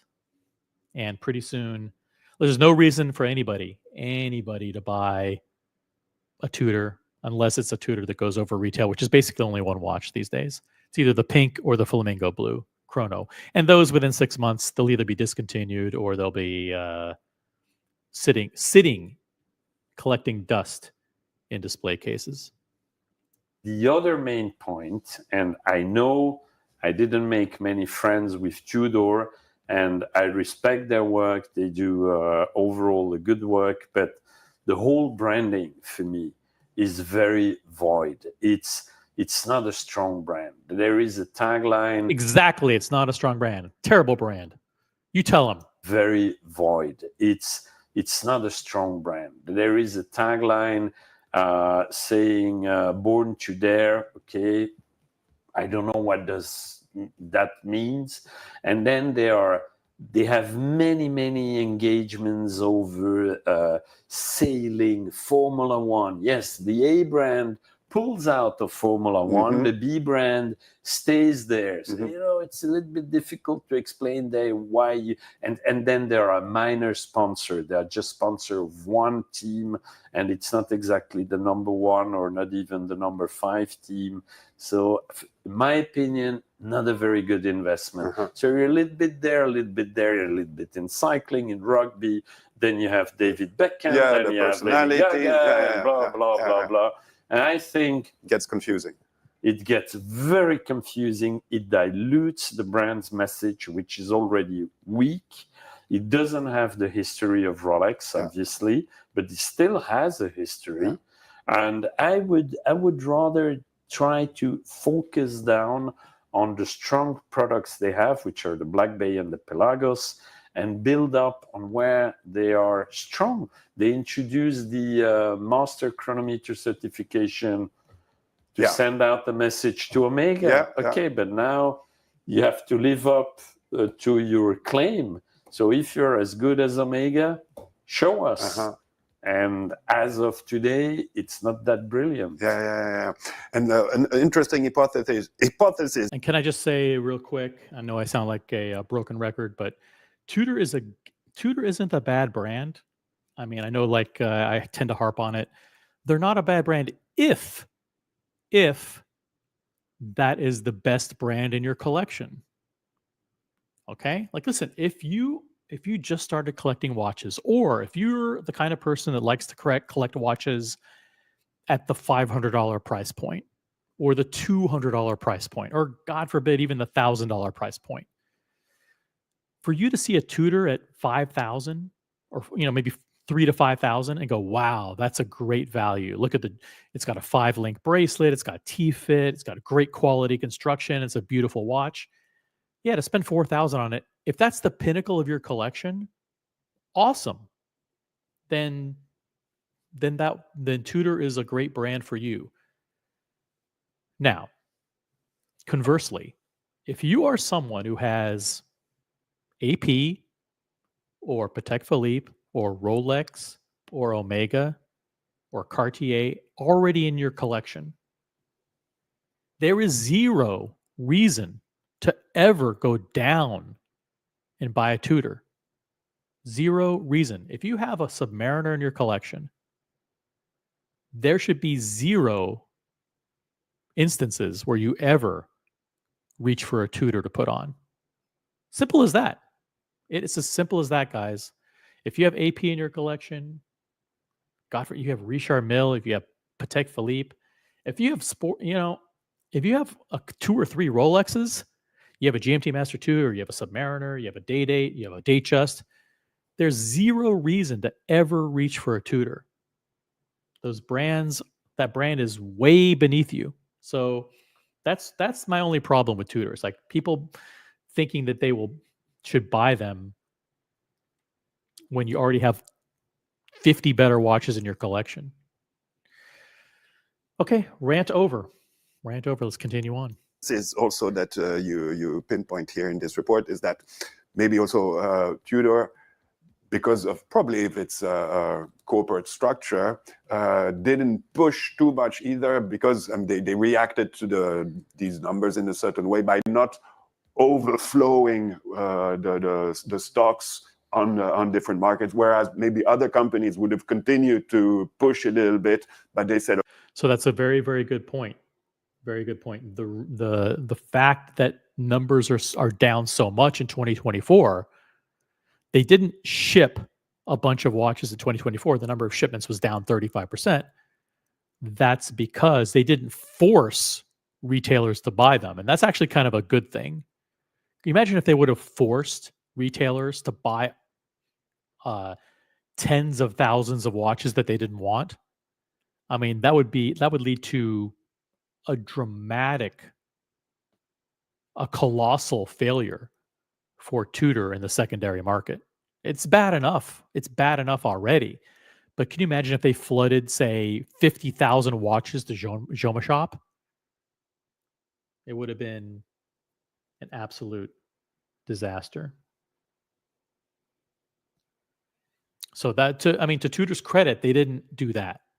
Said, okay, we might slow down a little bit on that and clean a little bit instead of having overstocks, or stocks piling on different markets. You're perfectly right. We should credit. I criticize. We should credit them of being cautious. Listen, we should credit Tudor for acknowledging a tremendous failure in the market. It's very respectful to acknowledge that they saw that their brand was struggling and that the perception of their brand was in shambles. And they said, listen, we're not going to further deteriorate and destroy our brand by forcing retailers to take 50,000 watches that they can't absorb into the market. So what we'll do is we'll just say, listen, guys, if you don't want to order watches, that's fine. We'll just produce like 100,000 fewer watches this year because we know that the market doesn't want them, and we won't force you guys to take them. So that, to their credit, that was a smart thing. And having decided last year to really decelerate is a very soft word for what they have done. Decelerate, in other words, dramatically, catastrophically reduce. Because from what I'm hearing from industry contacts, The orders at suppliers are down between -60 and -80%. Ouch! Fuck! It's fucking over, guys. It is fucking over. Can you imagine? You're responsible for sales of Tudor, and the retailers, the people that buy your watches, their orders are down 60 to 80%. In other words, we're not buying any watches from you. Guys, forget it. It's fucking over.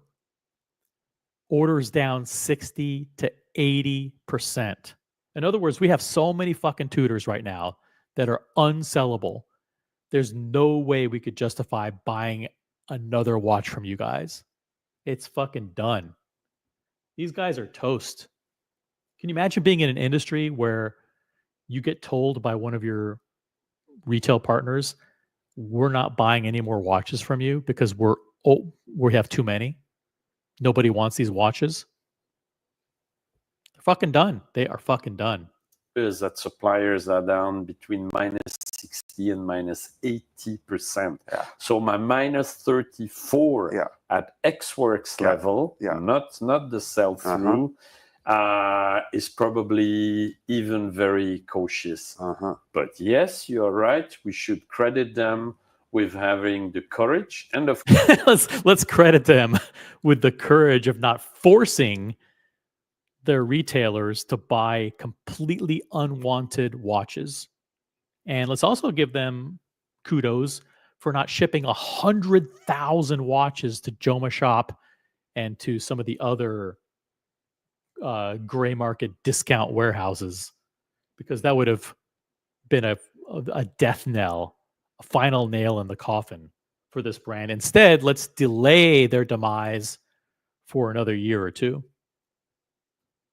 But yes, you're right. We should credit them with having the courage and, of course, the financial means. look at the look on his face. Oh yeah, let's give them credit. look at that smile. They were forced to. Come on, the credit. These watches are completely undesirable, man. It's over. Let's give them the credit. It's funny. Come on.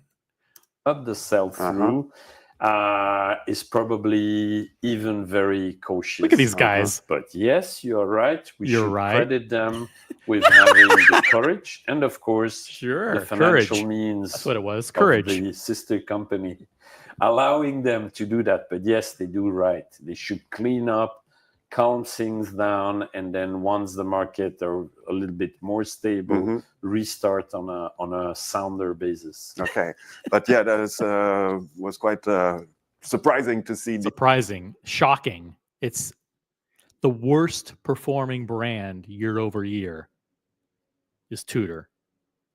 That goes to show you, man. Goes to show you the brand is not desirable. It's a hated brand. The worst performing brand out of the 50 brands that they cover. These numbers, I mean, it's significant for sure. So now let's go back to the order and talk about Cartier, who is still up there, still doing strong, still has a very sound product, price point positioning, I think. Tell us a bit about their performance. What's your analysis on that? Cartier, I said it and wrote it time after time. It's probably one of the most unique luxury brands overall because it's an accessible luxury brand. It's very prestigious. It gives you the status that you're looking for with the red box, etc., etc. Extraordinary history.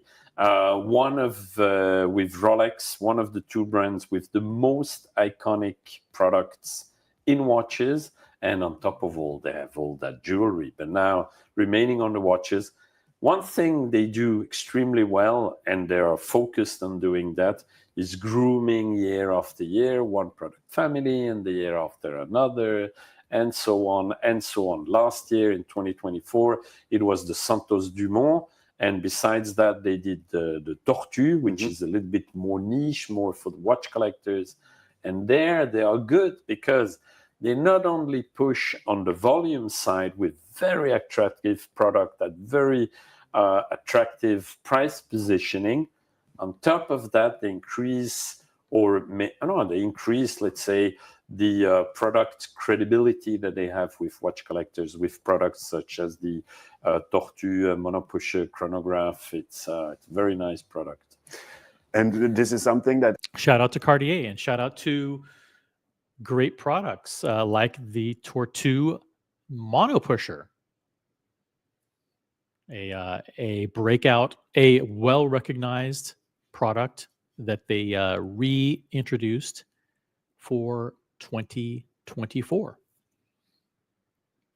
Guys, it is the original OC channel. We have nearly 60 people watching, guys.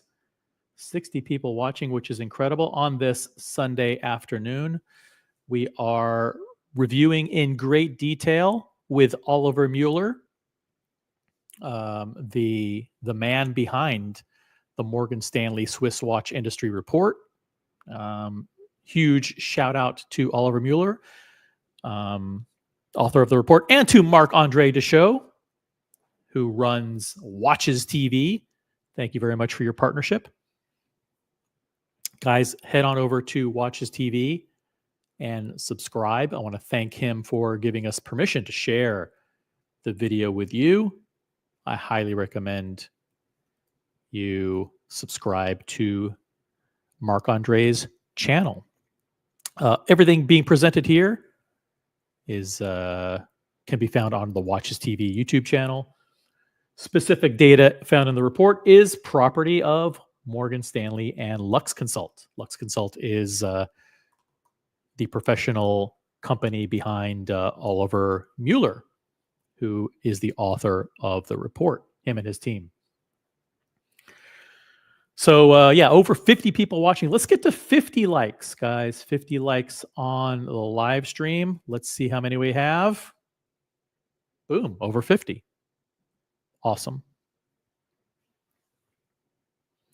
The link to join the panels pinned at the top. We're just going to go for a little bit more. We covered Rolex. We're covering Cartier now. We'll cover maybe AP and Richard Mille, and then we'll be done. We'll be done. I'm not going to go into all of the other brands. I'm not going to go into all of the other markets. We've covered the entire luxury market. We've covered the personal luxury goods. We've covered Rolex ADs. We've covered Bucherer, everything. So you could go and watch the entire video on your own. It's really, really good. I highly recommend it. If you want to like pass the time for like an hour and a half, it's a really great video. But let's continue on and continue on with the discussion of Cartier. That is also reflected collectors with products such as the Tortue monopusher chronograph. It's a very nice product. And this is something that is also reflected on the secondary market because their watches hold quite strongly in general, I would say. Yeah. Without even talking about the crazy things that we've seen on the auction scene with, with crash watches going for an immense amount of money, but it's good for the brand perception in terms of being a strong asset in a certain way. Yeah. They have a good value retention despite quite substantial volumes. Yeah. They are above the 600,000 units year after year. So they do a good job because if the brand is being perceived as giving a good value retention, of course that helps also on the primary market. For sure. And last but not least, it's one of the brands which succeeded best at connecting with Gen Z. It's a cool brand. It's as we said before, it's accessible. And now, because we're going to talk also about the other brands at Richemont, probably later on. Yes. A bit later on. A little bit later on. Sorry. Lower. No. You take Cartier, you Cartier- still have a tank. Cartier has connected with Gen Z. I mean, it's a good brand. It's a great brand. Their products are beautiful. All of their collections look good. It's timeless. It's classic. It's elegant. Shout out to GYG, Ghost of Yiddish Gambino. He just picked up a full gold Cartier Santos last week. It's absolutely gorgeous. Picked it up on secondary for, I don't even want to say the price was so low. It was under $25,000 for a watch that retails for $36,000. So it's an incredible value. In that particular case, didn't quite hold its value in secondary, but Cartier does. Their average price point is really very reasonable, so they're able to kind of hold their value in that regard. I think, let me see if I can find the average price point for Cartier is $5,700. Okay, so they have watches that are very, very attainable. And if you buy a $3,000 Cartier, it looks super classy. I wished that people didn't buy Michelle and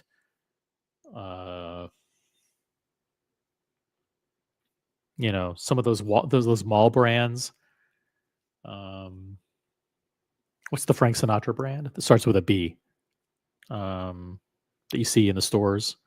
Like, I really wish that people wouldn't buy like those kind of brands, and they actually spent the $3,000 buying a Cartier. Yeah, so the average price point of a Cartier is $5,700 at retail. So that means anybody who's looking for a luxury watch can find a good Cartier. And it does connect with young people. Always was telling it's 2,600. They increased a little bit the prices, but let's say you take Cartier, you still have a tank. Always was telling it's 2,600. They increased a little bit the prices, but let's say at 3,000 Swiss, you get a stainless steel tank Quartz. It's a Cartier watch, and that sister brand Jaeger-LeCoultre, that entry price is double the price. It's above 6,000. Yeah. And I dare to guess that if you have a customer in a Cartier boutique or a multi-brand retailer, and you offer him a Cartier and here a Jaeger-LeCoultre, this one is double the price of the Cartier. I think the Jaeger-LeCoultre will have a hard time to make it to make the race. Yeah. Definitely. Very, very good point here. You have to understand that in these multi-brand stores, you have Rolex, but then you also have Cartier, you have JLC, IWC, sometimes Tudor, Tag Heuer, and maybe a couple others, and it's a hard sell. Maybe a Breitling too. It's a hard sell to pay $6,000, $7,000, $8,000 for Breitling or for JLC when you have a beautiful tank for $3,000 or $4,000. Cartier connects with Gen Z. Yeah. I mean, but again, Cartier, in terms of its image perception, I mean, it's more than watches. It's a pure luxury brand, even though, I mean, it's mainly on jewelry side and accessories and things like that. But I mean, it's the appeal of the Cartier brand, as he says, is much more than just watches. You're buying Cartier jewelry, so you get.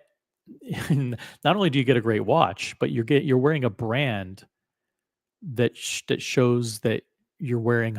It's like you're wearing high-end jewelry. It's kind of like a twofer.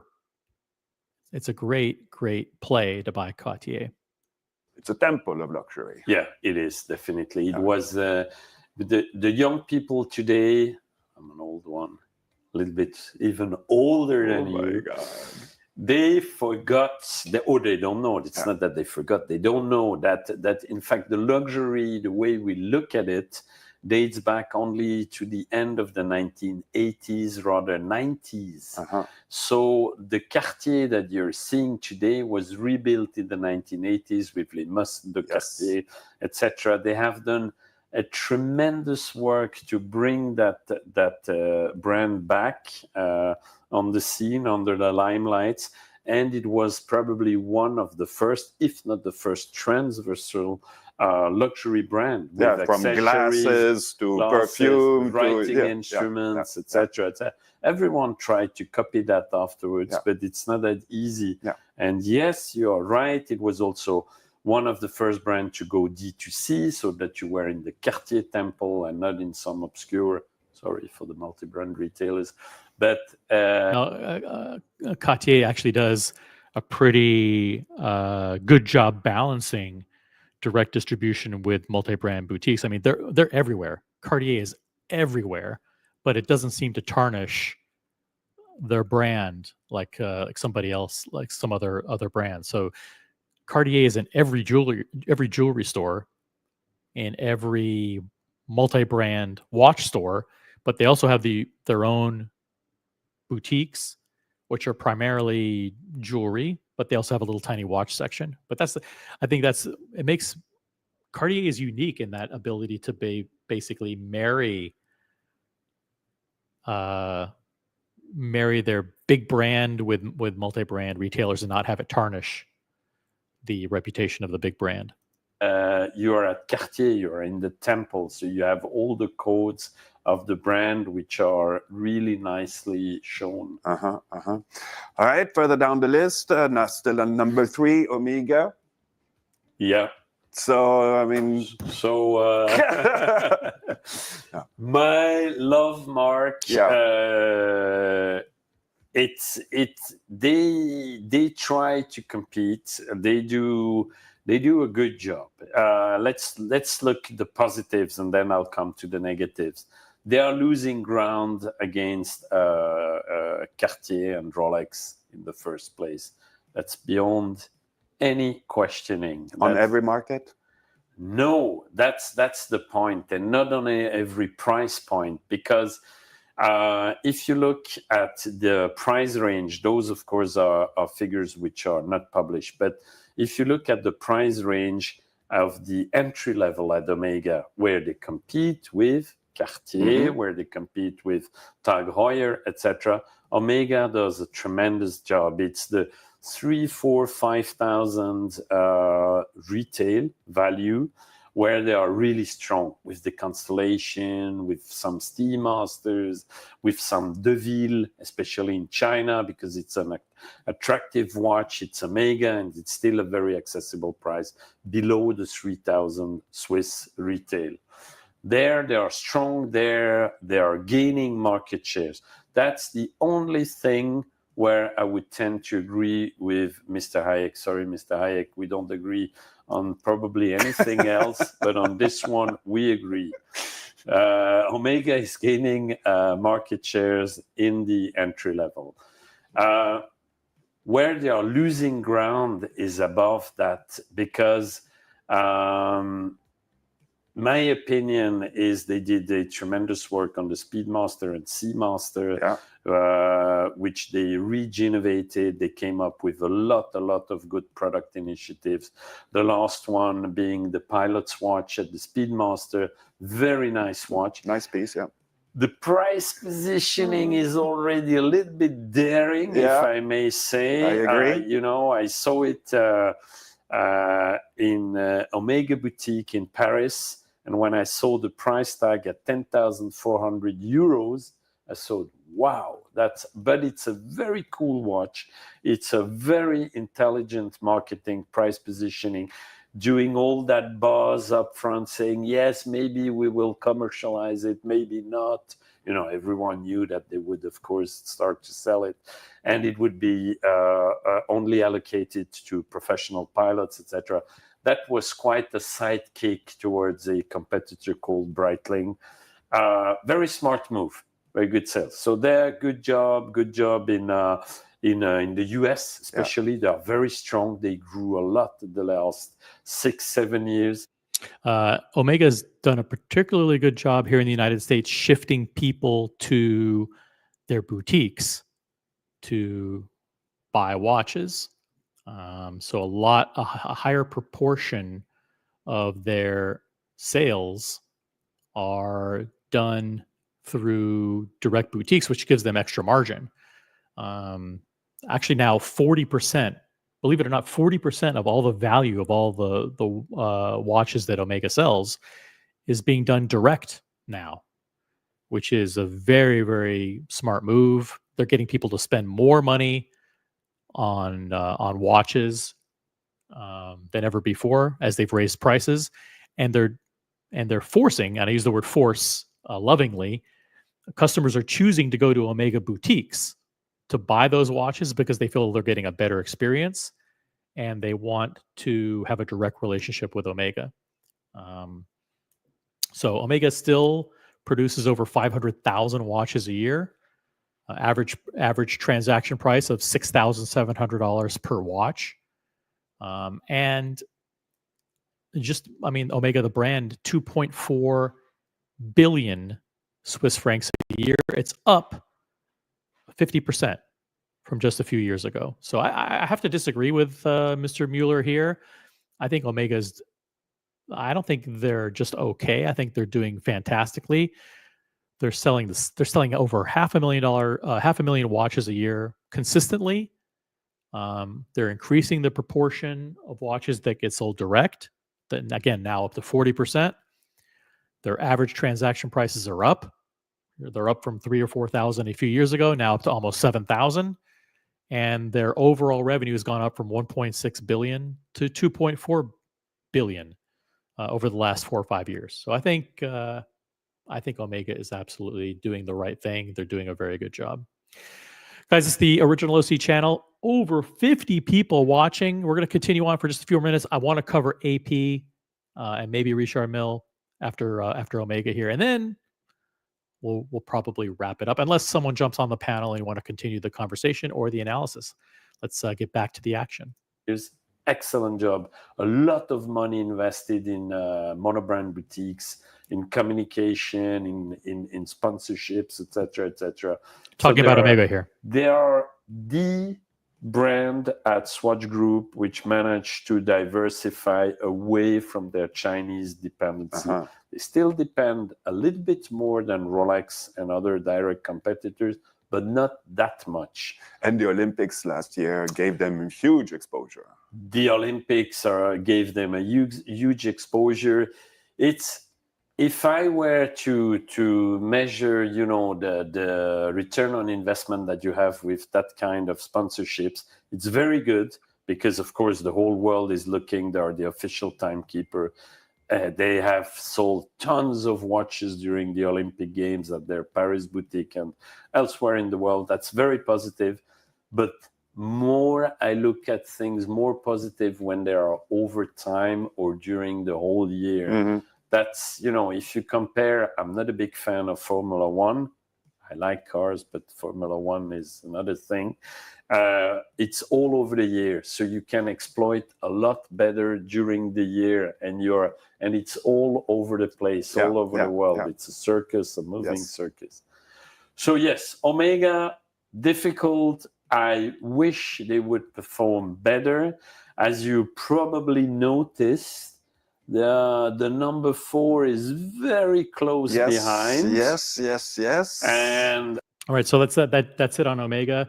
Again, I disagree a little bit. I think Omega is crushing it for all the reasons that I mentioned earlier. And they do have the Olympics, and they also have the Speedmaster, the whole moon landing and moon, that whole history with being in space and being part of NASA and the space race and all that stuff. I think those two big things are so big for Omega that it's almost kind of mind-boggling how decade after decade they're able to capitalize on that, on their involvement in the space race.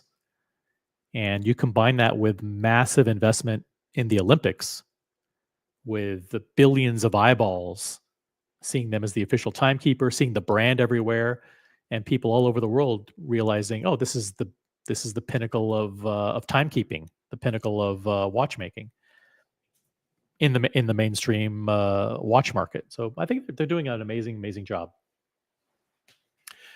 John D in the chat says, OC, what I noticed on this list was the decline in sales volume, but improvement in ranking by some brands. Telling of the market contraction, but the shift in market share by some rising stars. Absolutely. What you're seeing, and that's referred to by Morgan Stanley as polarization and premiumization. Dramatic consolidation of the value of the Swiss watch industry in a handful of brands. And if you didn't catch earlier, I would go back and watch from the beginning. The top 4 brands, Rolex, Patek Philippe, AP, and Richard Mille, account for nearly 50% of the value and 2/3 of the profit. So out of over 400 Swiss brands, this is mind-boggling. Out of over 400 Swiss brands, 1% of the brands, the top 4, account for 2/3 of all the profit of the entire industry. So yeah, what you're seeing is tremendous consolidation in those brands. And if you look at maybe the top six brands, which is Rolex, Cartier, Omega, AP, and Richard Mille, they represent basically the entire market. It's the entire market is basically in the top 6 brands. Thank you for your comment, John D. Now, I think we'll go for a little bit longer. We'll cover I want to cover AP, and then that's about it. And then listen, I'll give you the link to the video, and you can watch it on your own time. I highly recommend you go back and watch the video at 1.5 speed. That's like the perfect speed to watch it. You can cover 2.5 hours in about an hour and 45 minutes. But actually, watching this video, you pretty much covered it. You covered all the main points. That's edumatainment from the original OC channel. Let's get back to the action. And I'm not so sure that not exactly the same volumes, but very close in terms of sales. And I'm not so sure Omega will be still number 3. Just a side question, coming back to the Olympics. I mean, Omega have been enjoying this partnership for decades, and do you think it's completely cemented? I mean, it will last forever. I mean, because it must draw the appetite of some other big players to come there with the Olympics. Yeah, with the Olympics. Absolutely. You know that LVMH is chomping at the bit to take over the global Olympic sponsorship. And they have the money to do it. Look what they did with F1. LVMH basically went to F1 and said, listen, we know that Rolex is paying you $35 million a year for the F1 sponsorship. And F1 said, okay, well, you know, listen, tell us what you're thinking. And LVMH basically said, listen, we'll pay you more than that. And they went back to Rolex and said, listen, can you match what LVMH is willing to pay? And Rolex said, nah, we're not gonna spend that kind of money.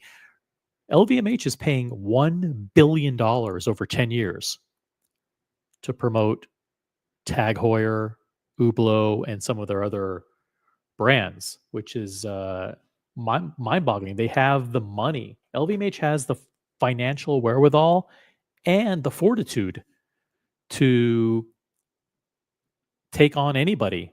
And so they've dethroned Rolex at F1. They're paying $100 million a year to basically relaunch Tag Heuer. And I have no doubt that they're going to go to the Olympics and do the same thing. Listen, whatever Omega is paying you, we'll double it. We'll triple it. These guys are ruthless at LVMH. Of some other big players to come there with the Olympics. Yeah, with the Olympics. Obviously, it has this timekeeping dimension that is important. But do you think it's set in the stone, this one? Never say never. But the partnership is very, very strong. Yeah. And I know for a certain that a certain luxury group based in Paris tried hard to even have more brand awareness during the Olympic Games. And the organizers really signaled that, yes, they were very well welcomed because they spent a lot of money, 150 million euros, which they paid. But the watches were off ground. Okay. So I think it will go on. It's definitely a good sponsorship. Yeah. Yes. Yeah. No, very legitimizing, I would say. Yes. All right. So you're talking about that fourth brand. This is Audemars Piguet, which is still doing strong. I mean, despite the fact that sometimes we hear people saying, "Oh, yeah, this is the things are changing and so forth." But interesting. What? Who's saying that things are changing? It's interesting that that Marc André is hearing from people within the industry and maybe hearing from a lot of customers that things at AP are changing. Are they going woke? Or is he referring to strategic changes being implemented by the leadership there? Interesting that he would use that, that he would say AP is changing. Are we noticing that AP is changing, guys? Please let me know what your thoughts are in the chat or jump on the panel and talk about it. But he says, listen, we're hearing that AP is changing. A lot of disgruntled people are saying AP is changing. Is he right? But they're still doing great. Oh yeah, this is the things are changing and so forth. But ultimately, I mean, it's still a powerhouse. It's a powerhouse. It's even in a year when others are lagging a lot. Of course, it's not anymore the same dynamic. And let's put things bluntly. If we take the whole product collection at Audemars Piguet, there are maybe 3 to 5, let's say 5 SKUs which are still on waiting lists. Yeah. And we know them, the jumbo, etc. So we all know. So in other words, AP isn't as hot as it was a couple of years ago. Okay. So the in secondary, the watches are coming down in value. We get it. Maybe they're slightly less flippable, if that's what he's trying to hint at. Lists. Yeah. And we know them, the jumbo, etc. So we all know that it's not anymore the same volume of demand. Neither is it at Patek or at Rolex, but still Audemars is performing very well this year. They are celebrating their 150th birthday. Yeah, they will definitely leverage this, efficiently, I think. So, and it's more the fundamentals of the brand which make me very optimistic about their future. And I saw that, I mean, in the product portfolio, the code 1159 now represents 13% of the volume sold. So I mean, the code is there, I would say. Is that going to increase or is it going to remain at that level? So that's a very, very interesting point. Let me share with you the actual data from Morgan Stanley.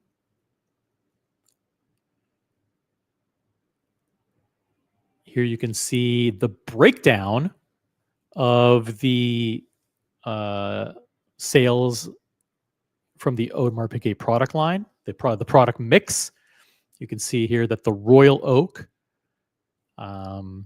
represents, and they have it broken down here by Royal Oak Offshore, Royal Oak Concept, and then a code 1159. See, the code Royal Oak Offshore represents 52% of the volume. Royal Oak Offshore, 22%. The Royal Oak Concept, 13%. And the code 1159 now represents 13% of the overall volume, which isn't bad at all considering it didn't exist 4 or 5 years ago. I think it was launched in 2018 maybe? The question is that 13% being forced upon the customers? And would they do a better job solidifying the code 1159 if they lowered the price or made it more exclusive? And instead of kind of forcing people to buy it to gain access to the Royal Oak, actually just reduce the production to actually reflect legitimate demand. So secondary prices can increase, thus resulting in a lack of a stigma associated with the model. And then people could actually buy the watch based on its merits and its benefits. Because Code 1159 is a great watch. It's a beautiful watch. The chronograph is a flyback chronograph. It's just it's super expensive at retail. So I think they need to they need to reduce production so it actually reflects legitimate demand, not forced demand, not tied demand. In other words, we're offering you this because you have to buy it in order to gain access to the Royal Oak. If you combine the Royal Oak, the Royal Oak Offshore, that's 75% of the volume. This is a one-trick pony, guys. So they really only make one watch. They make one watch that's in demand. They also have the code. But I'm very much in agreement with the Buckley strategy. And I want to offer again to Ilaria Resta and her leadership team, if you want to meet with us in New York City, we're happy to put together a dinner where we bring together 3 or 4 major AP perspectives. Put it that way. I'm not going to say experts. I'm not going to say we're AP experts. I'm going to say that we can put together a group of AP enthusiasts, fans of the brand that want to see the brand succeed, and we'll tell you exactly what you need to do in order to succeed. And we won't pull any punches. So, Ilaria, if you're listening, reach out to me. We'll put together a dinner, and happy to host you here in New York. And we will share with you all of the recipes for success for the brand, because we're fans of the brand. We want I'm an AP customer. A lot of us watching are AP customers. We want the brand to succeed. We know exactly what it takes in order to make the Code 1159 desirable and for the entire customer experience to be better, way better than what it is.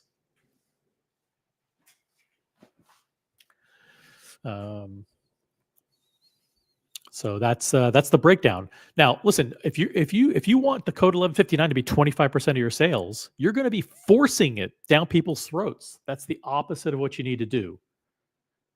Opposite of what you need to do is force the watch down people's throats. Okay? It's a great watch. Now let's hear Oliver Muller's take on it. Difficult to say.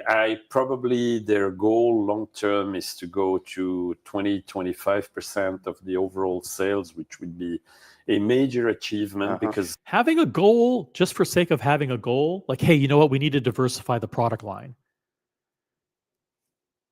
How you make that goal a reality is more important than the goal for these guys. And that's what they need to understand. Forced diversification of the product mix is the wrong strategy. Okay? Forced diversification of the product mix is the wrong strategy. So if you're going to if the 13% of the people who buy the code right now represents an inflated number because you're forcing people to buy the code, and you want to double the number and get even more people to be forced to buy the code, it's a recipe for disaster. Make the code production reflect the demand. Okay? And when you do that, the demand will be lower, but people will be happier. Secondary values will increase, and people will see the merits of the watch, and they'll see the benefits of the watch based on its merits. It's an attractive watch. It's got great functionality. It's a great casual piece. It's an AP. A lot of great things about the watch. But if you shove it down people's throats, you are fucked. And if your goal is to get to 20 to 25% of product mix, again, going back to this, if you want to force people to buy it as a gateway to the Royal Oak, it's a recipe for disaster. Don't do it. Do the opposite. Do the opposite. I know it's tough. Because listen, you don't want more of your sales to be concentrated in Royal Oak, but that's what people want. Don't divert production capacity to the code 1159 artificially and then force it down people's throats. Oh man, I mean, it's just common sense. Again, Ilaria, Miss Resta, with all due respect, come meet with us in New York. We'll because we think you're getting the wrong information. Getting the wrong. You're analyzing the data incorrectly about the brand, or you'd have advisors who are guiding you in the wrong direction. And I'm not referring about women. I'm not referring to women's watches or anything like that. I'm referring to Code 1159 strategy. Okay. Back to the action. Because percent of probably their goal long term is to go to 20-25% of the overall sales, which would be a major achievement because basically Audemars Piguet never managed to get out of their mono product offering. You can call it concept offshore, but it's still a Royal Oak. Yeah. They never managed to do that, neither with the Jules Audemars nor with the Millenary, which were all discontinued. Yes. After not such a successful history. The Code 1159 is a very fine watch, very cool design. Personally, I like it a lot. I don't know, it's difficult to say. People who criticize will tell you that it's cross-selling, so you have to buy an 1159, I don't. He's right. If that's how the salespeople in the field position the product, then that devalues the benefits and the qualities of the product. If you're selling it to people who don't want it, and you're tying it to a future allocation of a Royal Oak, you're devaluing the greatness of the product. You're giving it to people who don't want it. They end up selling it. The product ends up selling for 50% less on secondary, which gives it the perception that it's unwanted and undesirable. It is desirable, but at the right level. Don't force it down people's throats, and don't make it a forced gateway into the brand. You have to buy an 1159, I don't buy into this anymore. I think there are buyers, loyal customers of Audemars Piguet who think that might be a little bit a fresher approach to a certain type of aesthetics. And they have done, that extraordinary, what was it called, the DR4, where RD4. They won the Aiguille d'Or. The RD4.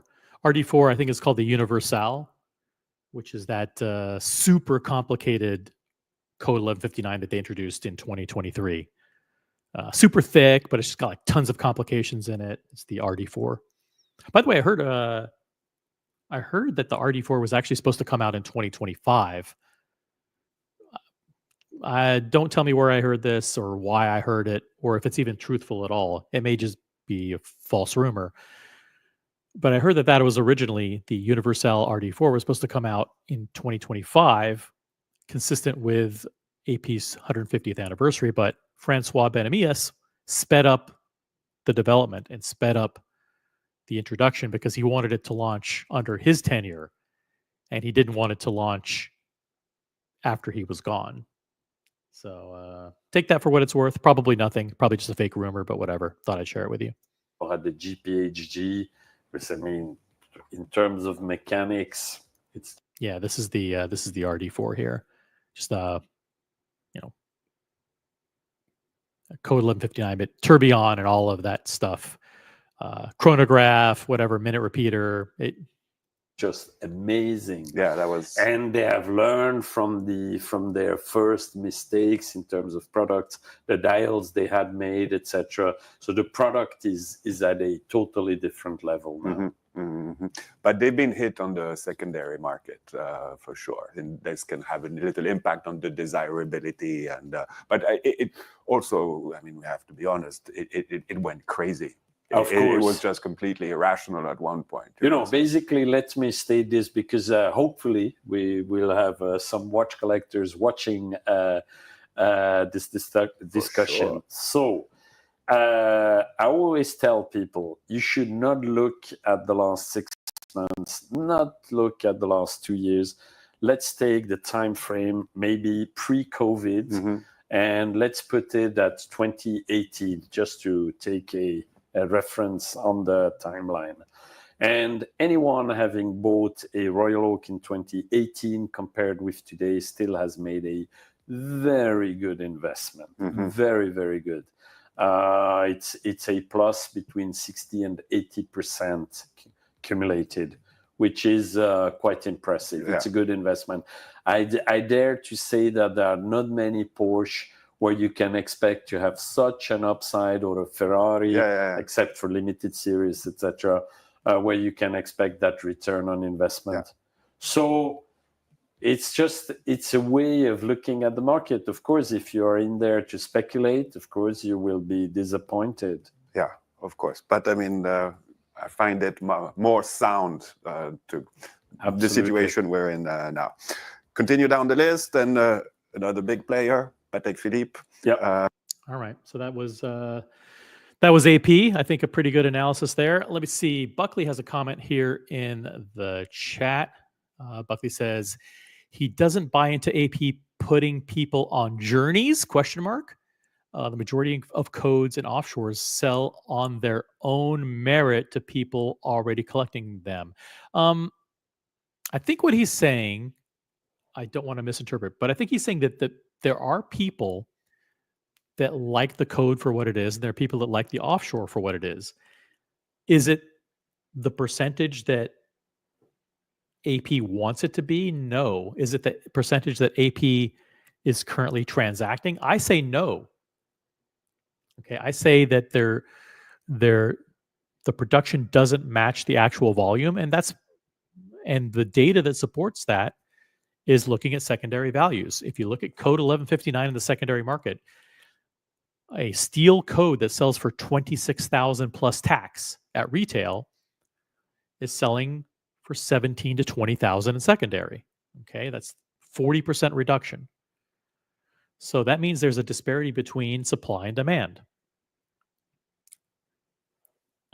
People who want to actually, and that kind of situation creates a disincentive to buy the code, even from people who like the codes. Okay, Buckley likes the code. I like the code. Humble Pine loves the code. There are people who love the code. Certain people are less likely to buy the code, even if they like it, because it performs so poorly in secondary. So how do you fix that? Instead of producing, I don't know, 10,000 codes a year, produce 5,000 and let the people who actually want the code get the code and have it perform better in secondary. So that way, people who actually want the code will see the prices rise, and they'll say, oh, you know what? It's not that bad of an investment. It doesn't fall like a rock. So therefore, even if I lose a few $1,000s, it's better than losing $10,000 or $15,000. If you buy a code chronograph at $48,000 plus tax, you're at $52,000, and you see them selling in secondary for $35,000. I mean, come on. So I think there are people that like the code for what it is. I think it's a smaller number than the people that are buying it. And if AP forces people to buy codes, it's just going to increase the perception that it's an undesirable model. If you disagree, jump on. But yeah, let's go to Richard Mille, and then I think at that point we'll open up the panel, or we'll just move on to different topics. Let's go to Philippe. Let's go to Patek Philippe. Actually, I don't think they cover Patek Philippe in that much detail here, so let's listen in. And now, continue down the list, and another big player, Patek Philippe. Number of production stayed more or less the same. Well, actually the same. So roughly 70,000 watches sold. But there also a slight increase in terms of the overall sales. What do you have to say about Patek? Because I mean, what's something that's interesting and important is that Patek, okay, it's one company, but it represents almost 6% market share. I mean, it's huge. Yeah, I wrote that somewhere that they have a higher market share with one brand than the watch division at Louis Vuitton. So that's you have to keep that in mind. And that's tag. Yeah, Patek Philippe is great. Patek Philippe, to Oliver Muller's point there, if you look at all of the LVMH brands combined, they don't even equal what Patek Philippe does. Patek Philippe is the best. Come on. Tag Heuer, Zenith. So that's you have to keep that in mind. And that's Tag Heuer, Zenith, Hublot, and then you can add up, but it's a very small part. Louis Vuitton, Roth, Gemta, which is even that's very niche. It's a different league, but still, one brand is more than what LVMH does overall in its watch division. Patek, it's like a little bit like Rolex. They are just apart. They are on their own galaxy. Of course, the talk of the day was the launch of the cubitus. Yes. With a very interesting way of communicating by the CEO and owner of the brand. Very interesting. In other words, kind of disastrous. Which I'm not going to comment here, but at the end of the day, because I had many journalists asking me, what do you think of the cubitus, etc. By the way, I never say it's nice, ugly, whatever. It's not my role here. I analyze figures. And the results are there. I mean, the resales value on the secondary market on the 3 cubitus SKUs so far, because they will add other ones with smaller diameters, etc. The answer is there. Now, is the product perfect? I don't think so. If you're a Patek, you can do a lot better than doing a round movement in a square watch. He's putting on his horological expert hat now. And he's giving a critique that we've heard from other people. Like, hey, you know what? You could have done more. Maybe it was, I don't want to say it's lazy, but this particular criticism of putting the round caliber in a square case seems to come back over and over to them. I don't know if it's a legitimate gripe, but it is something that gets levied against them quite routinely. If you're a Patek, you can do a lot better than doing a round movement in a square watch. You can do more than 30 meters waterproofness. You can do better than 42 hours power reserve. I think these are all legitimate criticisms, right? Are these legitimate critiques?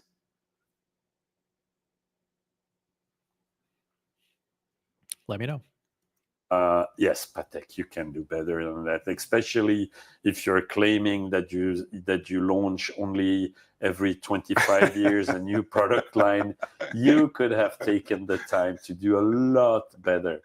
Having said that, kudos to them. It sold through. Everyone complaining about them on social media and, all that backlash. Those were the first people running to their Patek retailer hoping to get one. It's a nice watch. I said I wouldn't comment, but I refuse to comment on the watch, but now I offer my comment. It's a nice watch. It's a nice watch. I said I wouldn't comment, but for me, it's a nice watch.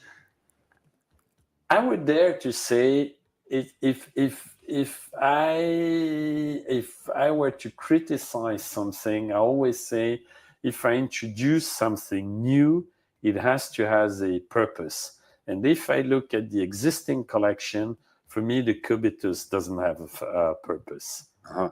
Because we already have the Aquanaut and the Nautilus. They take the box. They wouldn't have needed the cubitus. Yeah, but I mean, it shows again that sport watches are a bit more easy to sell, I guess, than going into more. Do you agree with him? Do you agree that the cubitus was unnecessary, that they had the Nautilus, an absolutely iconic metal bracelet sports watch, and the Nautilus is available not only with metal bracelets in steel and precious metal, but also with straps. Then you have the Aquanaut, which is primarily known for being a luxury sports watch with a rubber bracelet available in steel and also precious metal. Do you think the cubitus was necessary, or was it necessary from a design perspective, like, you know, as a kind of a reimagining the Nautilus in a different form factor? Love to hear your comments in the chat. Hey, we've got Cloud Ken, member for 5 months. Thank you so much for being a member, Cloud Ken. I very much appreciate it.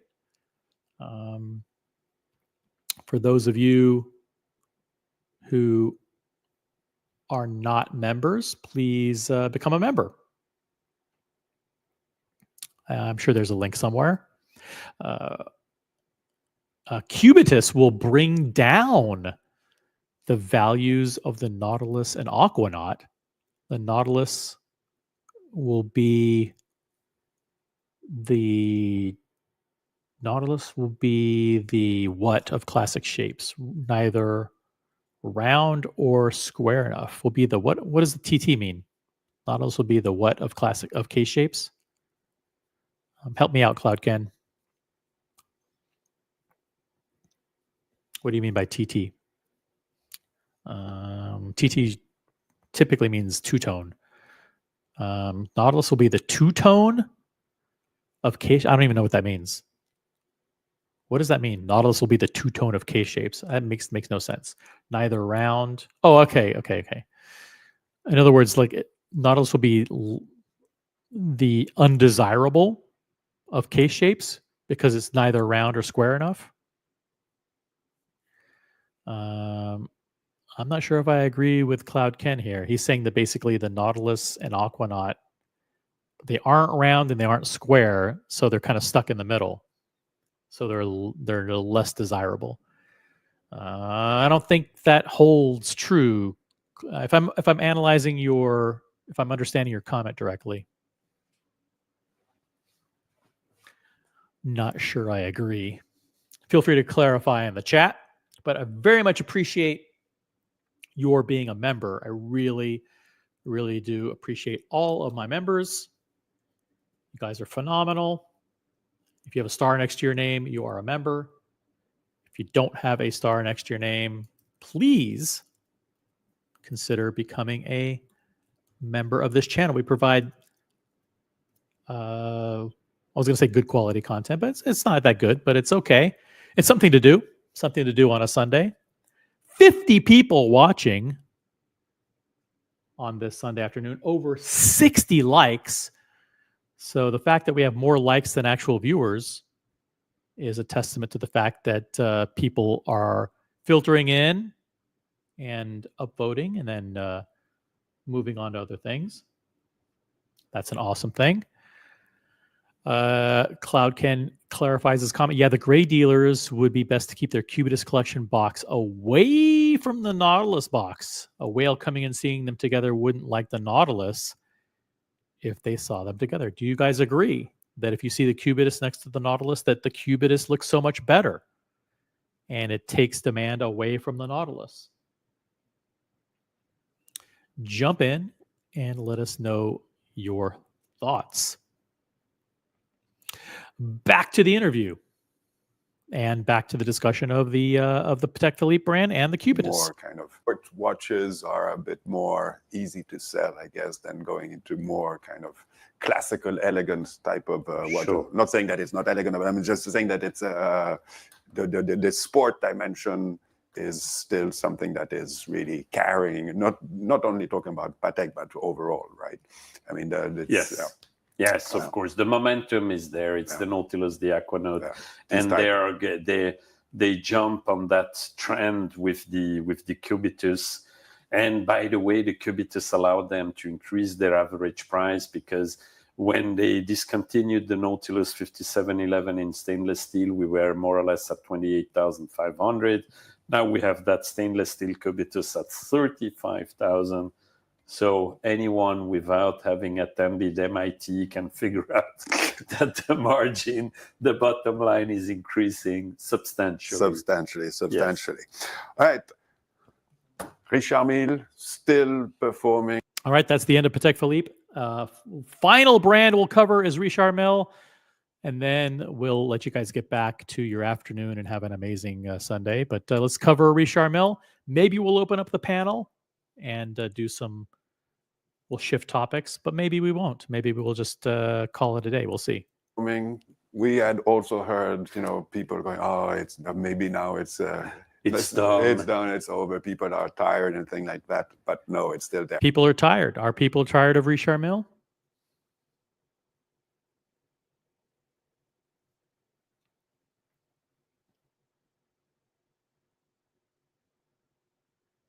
Let's see.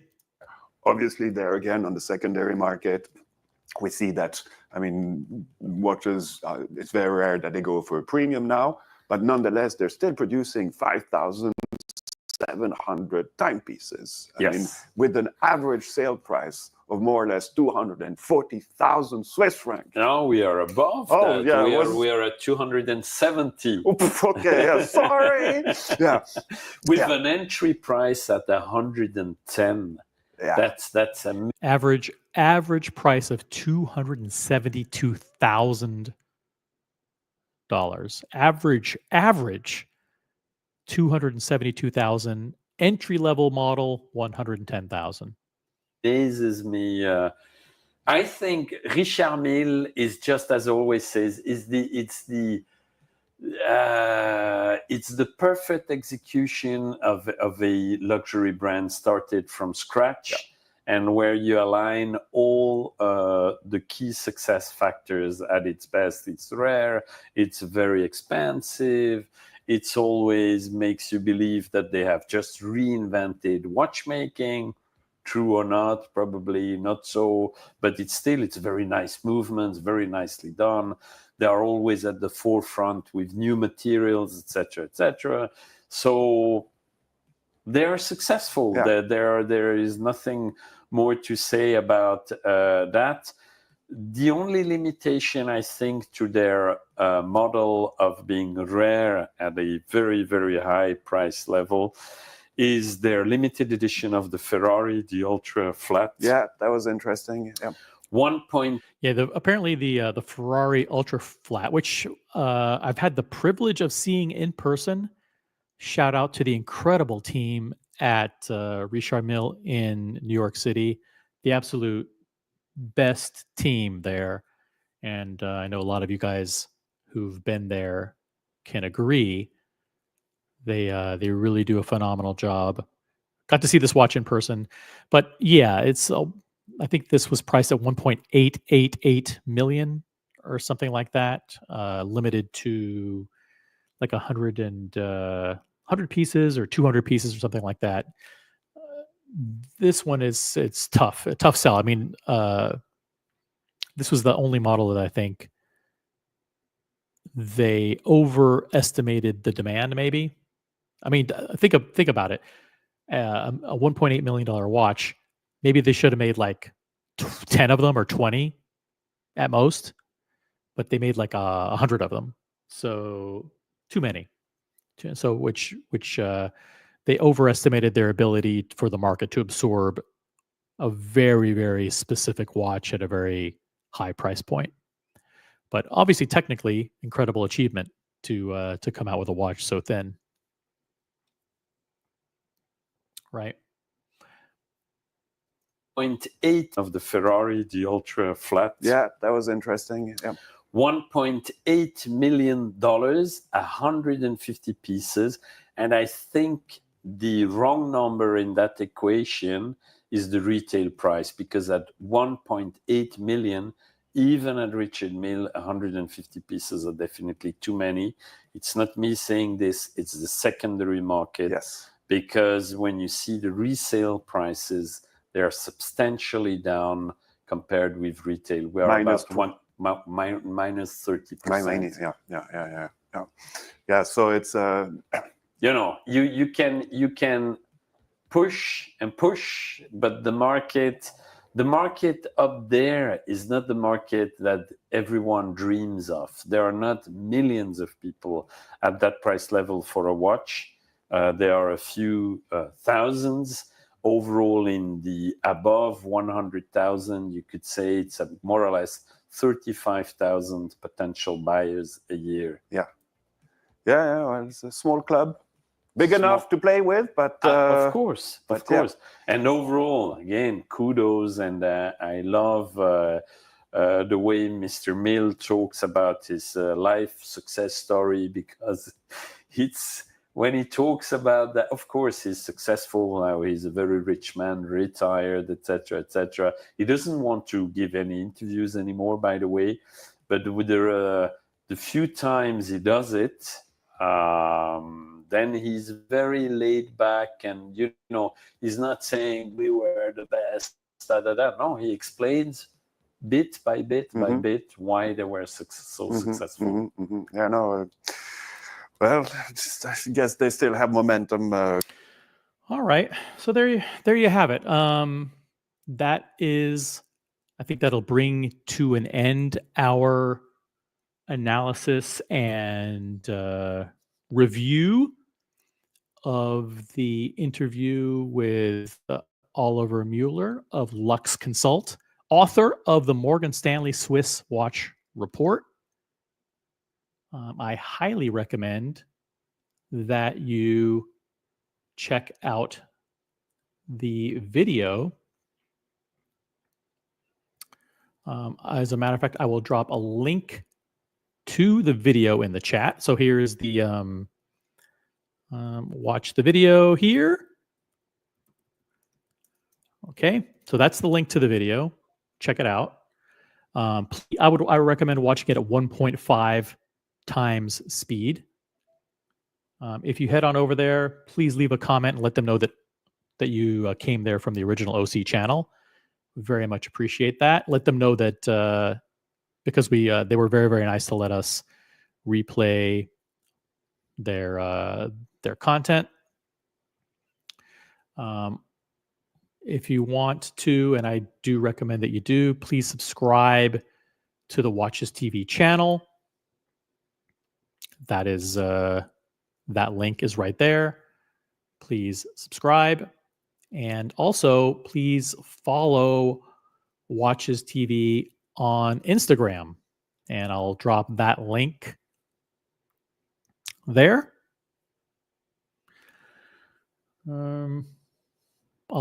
As if anybody wants to jump on the panel, the link is pinned at the top of the chat. Tell you what, I'll give the 2-minute warning. If anybody wants to jump on, talk about anything that's going on, I'll keep the show open. But thank you to everybody for liking and subscribing. Thank you to all the members. And thank you to everybody who supports the channel through memberships and other contributions. Just being in the chat is enough for me. Just being in the chat and contributing is really, really appreciated.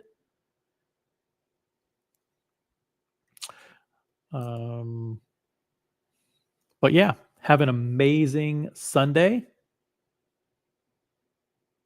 Thanks so much for joining. By the way, if you want to check out Logan Hall's grill streams, check out Logan Hall's grill streams. He's doing a live show right now. Let me see if I can find it. Yeah, if you want to head on over to Logan Hall's Grill Streams. I'll drop the link in the chat there.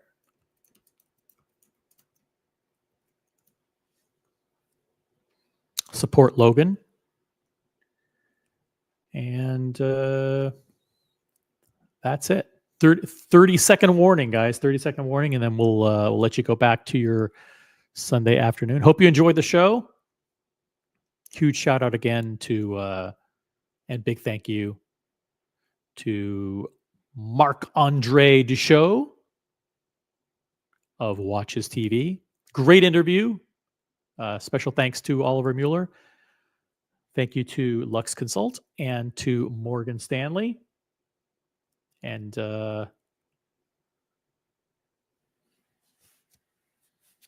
that's it.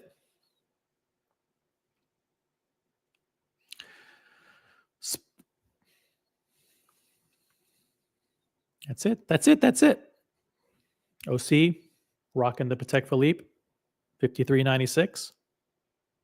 Sporting my Pateks and hoodies, guys. Subscribe to on Instagram to Pateks and hoodies. Rocking the Kith. Rocking the Kith hoodie today with the Patek Philippe. Peace out. Have a great Sunday. If you want to jump on for an after show, by the way, if you want to hang out for a quick after show, boom, click on the link. Peace out. Have a great Sunday. Peace.